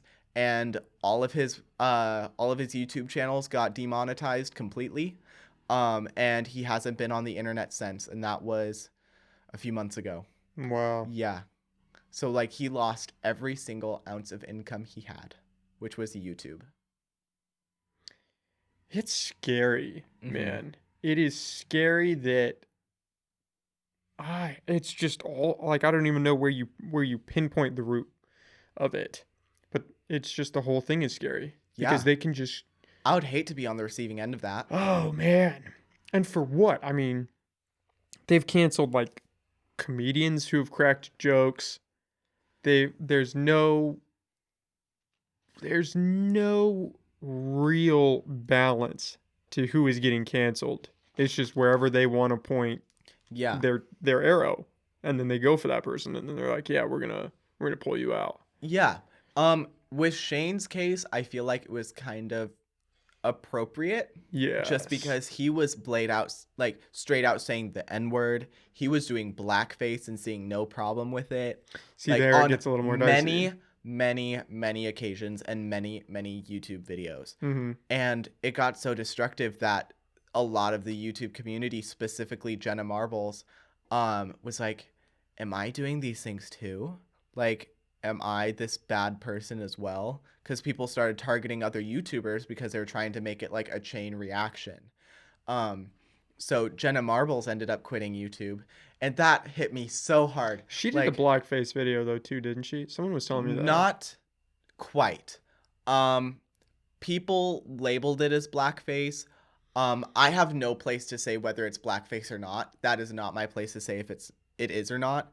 But my personal opinion, I felt it wasn't. A lot of people feel like it wasn't because it was just a really bad spray tan that she had. Like she wasn't darkening her skin tone. She was just orange, basically. Oh, Yeah. well, So yeah, that's not blackface then.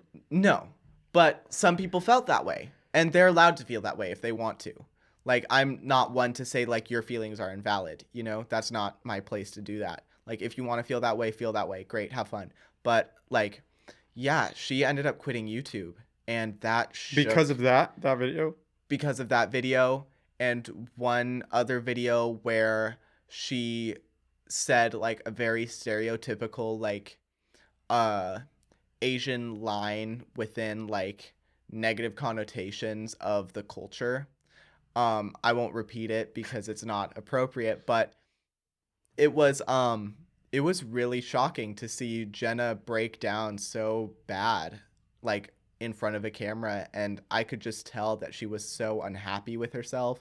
It was really hard to watch because I could tell that she felt like she was being forced to do this by her own community. And like she hasn't been on YouTube since. She made one appearance in one of their podcasts, but it wasn't even like they didn't have the video with it. It was just the audio, and it was only like 6 minutes long when normally it's like 2 hours. So it's insane how powerful like your words can be, especially when everybody's saying the same thing over That and is over and over crazy. again. Well, Yeah. they only have power if you let them have power. If you're not afraid of backlash. You'd be surprised, especially within the beauty community, like multiple negative reviews can get your product taken off of Ulta, can get your product taken off of Sephora. Like they will discontinue their product, they won't work with you. Like it can actually affect real life stuff. Mm-hmm. Like it's insane. Like mind you, it won't affect your credit score or something, like Yeah. something that's like really, But really big brand to human deals. existence. But like brand deals, future projects, things like that. Mm-hmm. So My word with that is we have to allow for personal growth. yes, I definitely believe in personal growth. I am a like firm believer in that. Unfortunately, there is one person in particular within the YouTube community that I don't feel has grown at all, and they've been acting up for a long time, and that's Jeffree Star. I used to be I feel a like I've heard that name before. Yeah, Jeffree Star's probably the biggest name in the makeup community, and like in the beauty world in general. Um, Hundreds of millions of dollars sold in products, like huge, huge, huge company that he built from the ground up, and I give him kudos for that. But he got there being this really negative voice in the community. He did a lot of gaslighting things. He was very aggressive. He called an African American woman a gorilla. Like he's done a lot of like really nasty things. He said that he would lighten somebody's complexion like with battery acid and because they were too dark and all kinds of like insane things. It's wild the things that he had said and that I continued to follow him while he was doing it. And he recently released an apology after the whole Shane Dawson drama because him and Jeffree are really, really close friends. And Jeffree was involved in that as well. And it was just a video, like super wide angle of Jeffree sitting on his like Versace couch in his $14 million mansion, super ingenuine. And he brought up like the Black Lives Matter movement and Breonna Taylor and all these things to get him out of the Trouble. wrong, to be like, oh, well, I did this, but there's all these other things we should be focusing on instead, like using it as an acting piece, which is not what it's for at all. And that was what really drew the line for me. Like the main issue that had happened, he was like, oh, I'm sorry, James, for what happened, but we need to really think about what's really going on in the world. And then brought up Breonna Taylor. And then at the end of the video, he started plugging his own products and stuff and talking about future makeup launches and stuff. And I'm like, this couldn't be any more disingenuous. Like, this is fake. Mm-hmm. Like, this is acting. So after that, because I had collected a lot of his makeup products, I had 50 of his liquid lipsticks, each being like $18 each. That's almost Oh $1,000 wow. just in liquid lipsticks. And like I had every single eyeshadow palette, I had all these things, and I ended up just selling all of my stuff from him.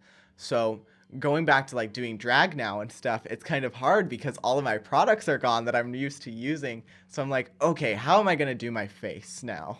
But luckily I like literally I had so many eyeshadow palettes before like stopping my uh support for Jeffree Star. Now I have two. Mm. I just have two left, which weren't from him. So it's crazy. But yeah, I like luckily the base of my makeup, like the foundation and everything, wasn't any of his stuff. So I was still able to do the general premise, but like eye makeup, lips and stuff like that, I was like, all right, I am gonna have to improvise for a little while. So Are you worried about like what you say where you're trying to build a brand around yourself? Definitely. Yeah, I've already been in so many situations where what I've said has come back to bite me in the ass. Like even in high school before I was doing drag, like I'd say things and they would come like so far out of left field for other people that they'd be like, you can't say that. Like that's super inappropriate. So I'm always trying to censor myself. Like I've always had a problem with filtering myself Mm-hmm. and really thinking about what I say before I say them. So I've been really conscious about what I've been saying, like talking with you, because like Kaz couldn't have been any more correct in saying like these speakers get you to say things you They wouldn't do. normally It's tell other people. dangerous. Yeah. Yeah, That's one of the so things I really love about this, though, people is open up. yeah, and it's authentic. Yeah. Because there's not I mean, it's weird and it's hard because you want people to be nice to each other. Everybody wants that. Everybody wants to Yeah. be nice because when you're mean to people, you feel bad, they feel bad. It's a lose-lose Yeah. situation. But self self-moderating worries me. And that's like with this. Like I've tried to come to accept that like I'm going to say stupid things and people are going to get mad or people are going to disagree Yeah. with me even if I say something smart. That's just human nature. And I don't want to let stuff like that stop me from saying things because either way I'm going to learn and grow from it. But Yeah. but I that's not a widely held thought. It also depends on your profession and what you're trying to do with your life. For me, I'm trying to be a public figure. Mhm. Like if you get on Drag Race, you are looked up to by people. You're looked up to like you were looked up to by children. Yeah. So like I need like this sounds super conceited, but I like I need to learn how to speak publicly where anybody can see and hear what I say and say something that can't get me in trouble because it can affect my career. Doesn't that seem like that's impossible though? Don't you feel like you could try to be as moderated as you want to be, but there's always going to be one person, at least one person that's like, this Oh, there is will always be ridiculous. somebody who's not like who doesn't like what you say. Mm-hmm. But it's best to try to keep that number low.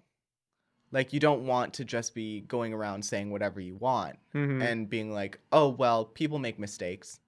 Like that only goes so far until people are like the way you're speaking and talking isn't appropriate, you know? Like and that's what I really came to learn Mm-hmm. was like I was making so many apologies to people and saying sorry that I was like I'm saying these apologies but not making any real changes. So what's the point of me even apologizing? So I've actually been like making changes in my life, figuring out what I'm doing wrong, really seeing the full picture. I mean, that's what my skull tattoo is for right here. It's Oh, that's a cool skull. Thank you. It's a reminder for me to look at things from other perspectives, not only my own. Because when I look at just my own, I could continue in life so far just being so ignorant. Mm-hmm. But when you step back to look at the bigger picture or put yourself in other people's shoes, you really start to see what's really happening. So it's hard, like it depends on who you are as a person and what you're doing with your life, really. Like I'm trying like because like I said, I wasn't always the most politically correct person. I would say things really out of line and stuff, and I'm trying to fix that. So to not only better myself, but also better my relations with others. Just because like people are entitled to their feelings and I should respect that. So I shouldn't just be going around saying things that I think are okay that other people don't think are okay. Mm-hmm. You know? I don't know. I get no. I get. I'm saying that as I'm trying to work through it because I Yeah, no. 100% agree with everything you just said. But and there's always got to be a but for some reason. But I I don't know because everything you said sounds great and I agree with it. And so I'm trying to sit here and be like, but why is something holding me back? And I feel like what's holding I me. wouldn't say it's holding me back. Mm-hmm. I would just say like it's like water going through a filter. Like Oh, the that's water's interesting. still coming out. Mm-hmm. It's still water. It just doesn't have all of those pollutants in it and those negative things in it. Like it's still water. Like you're not going to run water through a Well, that filter is and be like, interesting. "Oh, that's How? not water anymore." Yeah. Like that's not you. It's just cleaned up a bit. Yeah. It's just monitoring what I say, but I'm still being myself. I'm like this, like for a few of the things that we've talked about today, I found ways to say what I want to say without coming across in a way that other people could see it as negative, you know, but I'm still saying what I want to say, you know, but there are things that shouldn't be said. There are things that should be said, and there are things that can be said, but could probably be said in a different way. But none of those things are disvaluing. Disingenuine. Yeah, disingenuine. Yes. Like you can still be your whole self and be who you are, but also learn how to monitor what you say in front of certain people. Like there are things that I will say in front of people that I wouldn't say in front of others. But that also depends on like relationships and how you and that other person work, and you know, but in general, in public, like I try to be like as PC as I can, because like especially now with I'm going to be like the full-time assistant manager, I really have to learn about what's work appropriate and what's not, or else I could get in a lot of trouble. Yeah, there are real world consequences for your actions. It's exactly like that with like being a public figure. Yeah. There's real world consequences for your actions. Like you could, like for example, if a celebrity says the N-word, they can get like they will never be seen again in a movie. They will never. That's a damning. Yeah. Action. So like it's very much the same thing in the drag community. Like if you say something that's really out of pocket and like is really inappropriate, that can really affect your career. That will affect the amount of tickets you sell for your shows. That will affect the amount of merchandise you sell of yours. That will affect the amount of followers you have on social media, because you do get everything. It will affect you. And like I said, it's possible to filter yourself and still be your authentic self, but also like be aware of what you're saying, you know? I suppose my problem with that stems from censorship in relation to feelings. Because when you censor yourself on other people's feelings, which in theory sounds really good, and in most instances it is really good, but feelings change. And they're constantly changing. That makes sense. Yeah, I think that's where my problem stems from, is because it's a slippery slope. It is. It goes from depends on the words. person. Yeah, it depends on the person and that's kind the of what situation. happened when I was like canceled, or however people look at it now. Some people were like, "Oh, that's a dumb reason for you to be canceled for. Like that's not anything." And then others were like, "Yeah, like you made a mistake. Like you shouldn't have said that. You should have been aware of who you were saying that to." Because what had happened was I had said something really out of line to somebody who had just experienced what I was talking about not even a week before. And I had no idea. Now, mind you, I didn't have any idea, but still, that doesn't excuse me making that kind of joke in a community where it's riddled with those kinds of situations going on. Like, of course, I won't mention the situation that happened out of respect for the person who it affected, but I still did that, you know, in a community where we don't need that. But I don't think that represents you, in a sense. I don't feel like the blame for that. I mean, I don't know. Obviously, I don't know the situation. So, like, I'm kind of speaking out of the blue here. But I think, because if you didn't know, if it was a joke, and jokes can vary, as we all know, but if it was a joke,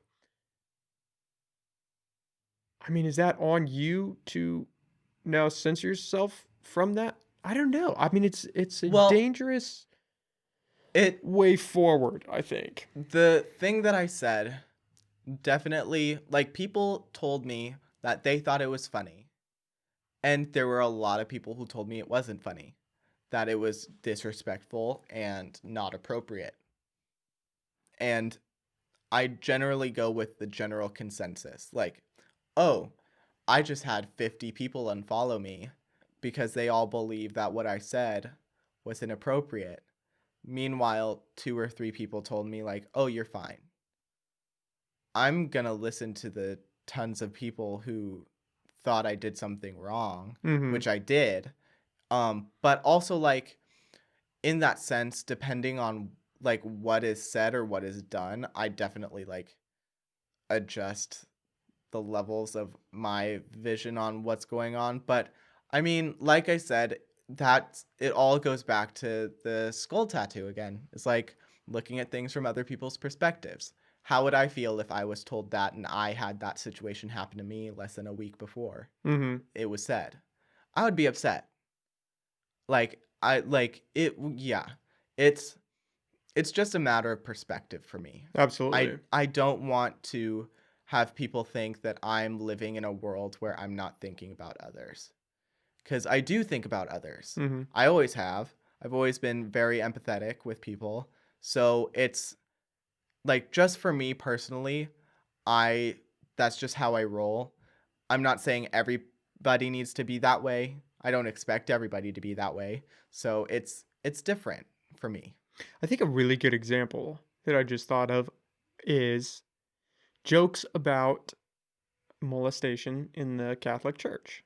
Like there are some comedians that have made some really funny jokes about that, but we all recognize that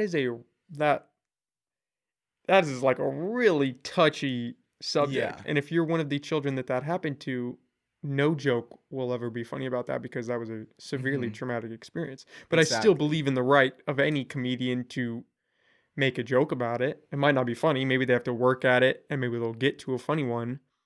But like that, I think that's my general sentiment is I believe in the ability to try. You're going to Yeah. fail and you're going to face backlash for it, but if you want to try, I think you should be able to try. How I feel about comedy is that it has a time and a place.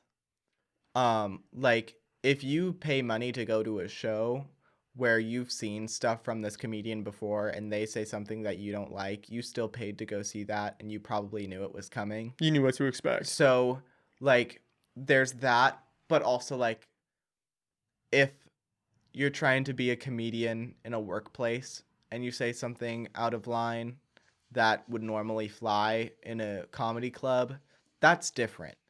So like it all depends on time and place and also like other circumstances too. Like Context. yeah, Context is context, crucial. exactly. And like comedy on its own is like its own thing. That's true. There's nothing else really like Like it. it's it's very like comedy gets very inflammatory. Comedy gets very like criticized and like yeah, it's crazy how quickly like comedy has kind of died out because of like all the things going on nowadays with being PC and stuff. And for some comedians, or like some things that I've heard about certain comedians and stuff, I agree. I'm like, okay, that person has been saying things out of pocket for a very long time. That shouldn't have been okay in the first place. So yeah, they do deserve the back seat. But like, I don't know. It's hard to describe. But like I said, comedy has a time and place. Yeah, if So you're at a funeral trying to do comedy, it might no, not be the no, best like spot. yeah, no. I do have to ask about your other tattoo. It looks like it's a coffin with a clock on it. Yeah. That is fascinating. Was there meaning So behind that? I got that as a reminder to live every day like it's my last, because we're not guaranteed tomorrow. So, for example, like with this opportunity to come on to your podcast, I was like, yeah, I want to do it. Like, who knows when I'll be able to do this again? So I was like, yeah, sure. So, like, it's a symbol of that. So that's why I have the like coffin with the clock on it. And then I have it set to the 9 and the 5 because my birthday is 9/15. There's no 15 on a clock. Had to Um, make do with the 5. yeah, but then I did some big thinking with my big brain after I got the tattoo, and I was like, I could have put the minute hand on the 3 for 15 minutes. But you know what? Damn. You live and you learn. Yeah, that's all. I feel like that's the fun of tattoos. From the perspective of somebody that doesn't have tattoos, is that moment is forever Yeah. I have marked now. 13 tattoos currently. Really? Yeah. Uh, I have 5 on my hands or my hand. I have 1, 2, 3, 4, 5 on this arm, 1, 2 on this arm, and then my chest tattoo. Tattoos are one of the interesting things where 10, 15 years ago it was not really accepted in society, Yeah. and now everybody's got tattoos. It's art. Yeah. It's art, it's expression. Almost every single one of my tattoos has a meaning. and I plan on keeping it that way. I mean, sure, there's some that I want to get just for decoration, but like for aesthetic purposes, like the dots on my hands are for aesthetic purposes because I thought it was weird to just have one tattoo on my pointer finger and one on my ring. Mm. But like, yeah, I like my style has steadily evolved throughout the years. Like I started from like wearing like girls' clothes on the daily, looking like a mess, to finally figuring out how to dress appropriately and how I like to look. So with that, it's just been like a journey of like finding what kinds of styles I really like. And I've always like I was always fascinated about tattoos. Like nobody in my family had tattoos, so I was like, what are these? They're so cool. And then my mom got a tattoo on her foot, and I was like, whoa, that's super cool. Like she has this like little dragonfly on her foot, and it's like in water. Like I didn't know tattoos could look like that. That's really cool. So I've been fascinated with tattoos ever since then. And then she started to get like her half sleeve done, and it started to look really, really cool. And that's a fun story in itself when she was getting her sleeve done. So this tattoo artist it was at Blue Lake Casino for the Inked Hearts Tattoo Expo. And this was 2 or 3 years ago, I want to say. And so the tattoo artist, he came up from Santa Rosa to do the expo, and he was doing my mom's tattoo. And he originally came up with his wife, who they had a kid together, with his wife, and he was tattooing my mom, and his wife was in another section of the Sapphire Palace with her business, which was like teeth whitening or something. And so like my mom and I were sitting there because I was there with her, and I was like, I started to notice that this one like casino worker, like this one lady, because like at Blue Lake Casino, the girls wear like the like corsets and like the shorts and stuff or whatever, almost like Playboy-esque. But I noticed that he kept kind of like flirting with this girl, and I was like, "You're married. What are you doing?" So um I had like started like paying attention to their Facebook activity, like his and his wife's. Not even a month later, his wife posts screenshots of phone calls that he's been making to Humboldt County talking to that girl. And he ended up getting a divorce with her, or she got a divorce with him, because he had been cheating on her with that tattoo art, or with the casino lady. And I really hope they see this. That would be so funny for them to know that we know this. But and then he ended up getting married to her like a month later. Like The casino lady. yeah. Wow. And now they're in a relationship and stuff. And uh yeah, my mom's like, it's kind of awkward going back to him now because I know all of this. So it's really funny. Life is crazy. Yeah. But yeah, I got my first tattoo at that same expo. I was 17, so it was technically illegal. But I was sneaky.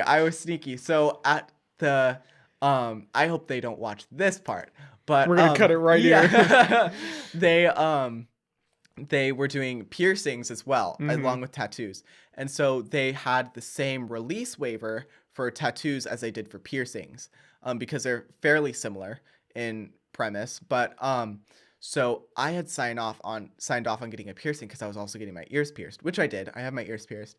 But I signed off on that waiver, and their mistake was that once you signed off on the waiver, you would get a bracelet that informed the tattoo artists and piercers that you had signed off on that waiver. Ooh. They had the same bracelet for tattoos Rookie mistake.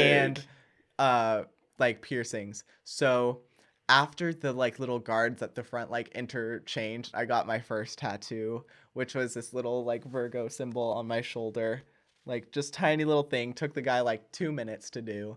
And I felt so rebellious. I was like, with my $50, I was like, here you go.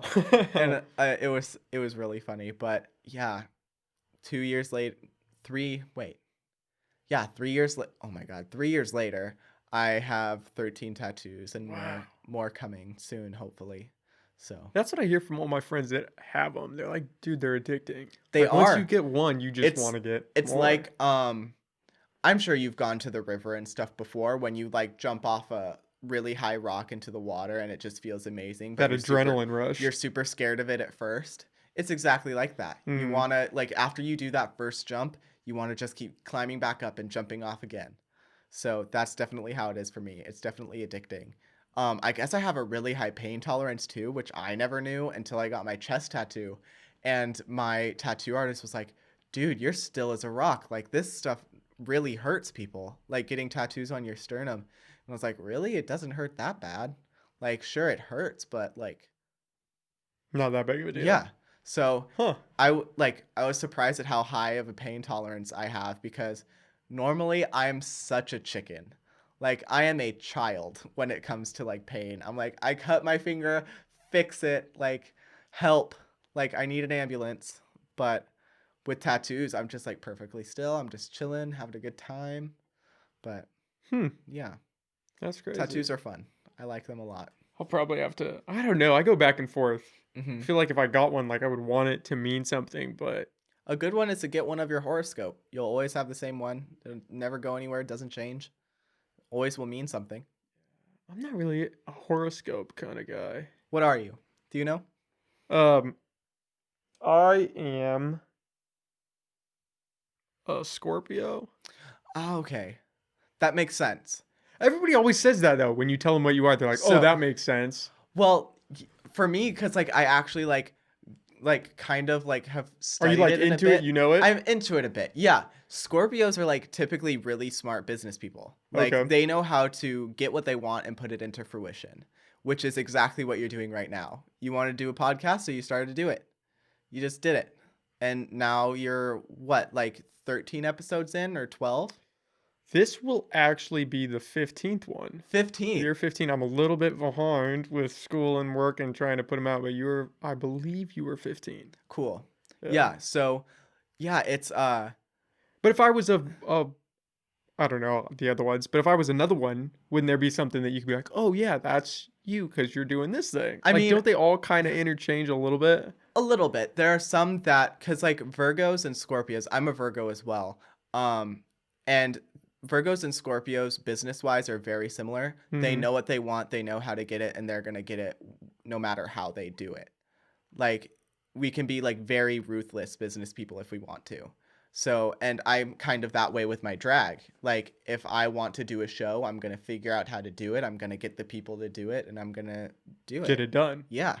So, yeah, there are definitely like personalities and like traits of different like horoscopes that interchange with each other. But yeah, I'm a Virgo is my sun sign, and the sun sign is like the main one that everybody like refers to. Like, that's the first one. You have more than one? Yeah, like everybody has like, there's multiple different signs within the like spectrum of horoscopes and stuff. But the main one that everybody refers to is like, oh, you're like a Scorpio, like, oh, you're a Cancer. When they say that, that's referring to your sun sign, which is just based off of your birthday. Your moon sign is based off of your birthday and your birth time, and then also the what's it called? The time zone you were born in as well. So my sun sign is Virgo, and then my moon sign is Aries. And the like moon sign kind of symbolizes how you act with people you don't know as well. Like, your sun sign is like who you are as an individual with the people who are closest to you and people you trust. And then like your moon sign is like the people who are kind of like on the outer rim of that. So like when I like meet people for the first time, I'm like kind of like chaotic. I like am a good time kind of person. Like, I want to go out, have fun, go on an adventure, do something crazy. But when I'm like, for example, like a lot of the examples for differentiating between moon sign and sun sign is when you're in a relationship. So like when the person you're in a relationship with, you tend to be more of what your sun sign is because you're the closest with that person. Okay. So like in a relationship, I'm very much of like a like stay at home kind of person, very like earthy, like I like plants and like just hanging out and like watching TV, just kind of like vegging out, not doing much. So it's different, definitely different. And then there's the like rising signs and ascending signs and all kinds of I didn't realize there were so many. There's a lot. There's like a full chart that you can figure out and be like, oh, my like Jupiter is in its like 12th degree, and it's all kinds of crazy things like that. Something. Yeah. How did all that start? Is I this don't like know. a fairly Some recent scientist or something? Is this recent though? Do you know? Like, I don't know. This is all from astrology, right? Astrology, but Yeah. astrology's been around for a very, very long time. Like before the U.S. was even a thing. Like back in like Galileo days or whatever. Because you know, like there's the constellations, and horoscopes are based off of those. Like in the sun's, like the stars' positionings or whatever. I wonder how old horoscopes are. I don't know. They've just kind of always been That's around. the age-old question. Right? The world may never know. Who knows? Huh. Oh, I did not realize there were so many.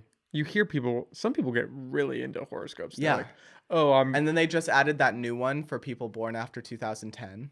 They have a new horoscope? Yeah, there's a 13th one, which is Ornithicus, which is like a snake. It looks like the medical symbol with the two snakes going up the little pole or whatever. Kind of looks like that. But it's for people born after 2010, and it changes all of the dates for everybody's horoscopes, but only people who are born after 2010. Everybody before 2010, it's still the original 12. So they could just add new ones. Who's adding these I don't know why they what? added the new one. I don't know How why. does that work? I have no idea. I just heard of it. We need a 13th one. We're going to bust this one out. I don't know. Who knows? I think it has to do with like how many constellations are actually in the sky or something like that. Huh. Or within, I don't know. Who knows? I'm no scientist. I got to get some astrologer on now to be like, hey, I need I'm to sure talk if to you go about. hang out at the plaza in Arcata long That's enough, a good someone point. will tell you. If I just go start working on like a beaded necklace, somebody's going to walk up and be like, hey man, what's your sign? Yeah. And then we can chat. I'm a Capri Sun. What's yours? Yeah. Oh god. Yeah, I'm too out. I'm an asparagus. Too much. Yeah. That's something I'd say. I'd be like, oh yeah, I'm a papaya or something. Yeah. Yeah. I think I'm a Scorpio. I never really got into. I think really Scorpio's around November or something. Yeah, I'm November 7th, so I'm probably that then. Yeah. Okay. Because Jeffree Star's a Scorpio too, and he's a ruthless businessman. Oh shit. Yeah. Well, hopefully, I don't make his same mistakes then. No, I think you're good. Yeah. I think we're probably okay. Yeah. Different paths. Exactly. Yeah. Well, we just did 2 hours, man. We did? Yeah. Just like everybody else says. Right? How'd that go by so fast? I'm waiting for somebody to come on and be like, yeah, it felt like 2 hours. And I'll be like, okay, my bad. Yeah. It feels like I just sat down. It does, doesn't it? Like normally when I'm sitting for 2 hours, I'm like, you feel wow. it. You like my cramp back up. hurts. Like my butt hurts. I want to stand up. I want to go somewhere. Right. I'm hungry. I'm thirsty. Like, no, I'm just chilling. There's something about podcasting. I haven't quite figured it out. Yeah. But it pulls you in a weird way. Exactly. Do you want to plug where people can find you or any of your stuff? So you can find me on Instagram at Drag Ultra. That's just drag and then ULTRA. I think I spelled that wrong, but that's okay. Wait, yeah, no, I spelled it right. Yeah, there we go. I've changed my name too many times. But anyways, Instagram at Drag Ultra, Facebook, Skyler Celeste. What else? I'm on TikTok, also Drag Ultra. So find me there. I have one TikTok that actually blew up. It's over 300,000 views. Oh, wow. Yeah. Whoa. None of my others have gotten that close. But you know what? Was it a drag TikTok or what? It was. Oh, wow. It was related to me doing a famous drag move called the Death Drop. And that's like a little like dance move or whatever. And it said like, it was like me, why does my back hurt? And then also me. And then it was just a compilation of me doing all of those. Huh. Oh, Yeah. that's crazy. Yeah. So it was fun to have that like blow up, be my little 15 seconds of fame before I get actual fame. Yeah. Before you get on the TV show. Yeah. Well, I'll have to bring you back on, man, once you get there and we're going to talk about it. Yes. Like, Oh my how God. I would crazy is love to this? come back after I get on Drag Race. I can tell you everything. Yeah. And we'll get the details. Yeah. That would be super cool. Awesome. And then that time I'll come in drag too. Okay. Shit. That'd be fun. That's something for everyone to look forward to. Yeah. I'd love to be in a garage in the middle of the day in drag. Yeah. I pimped out little It looks garage. good. Yeah, I've we're seen working the on it. steady progression. It's One getting night there. I watched almost like every single one of the podcasts. So. Oh, wow. Yeah. Oh, that's cool. Yeah. All right. Well, thanks so much for coming on, man. Yes, I had a thank great time you. talking with you. That was Yeah. awesome. It was so much fun. Yeah. All right. Thank you. Thanks, guys.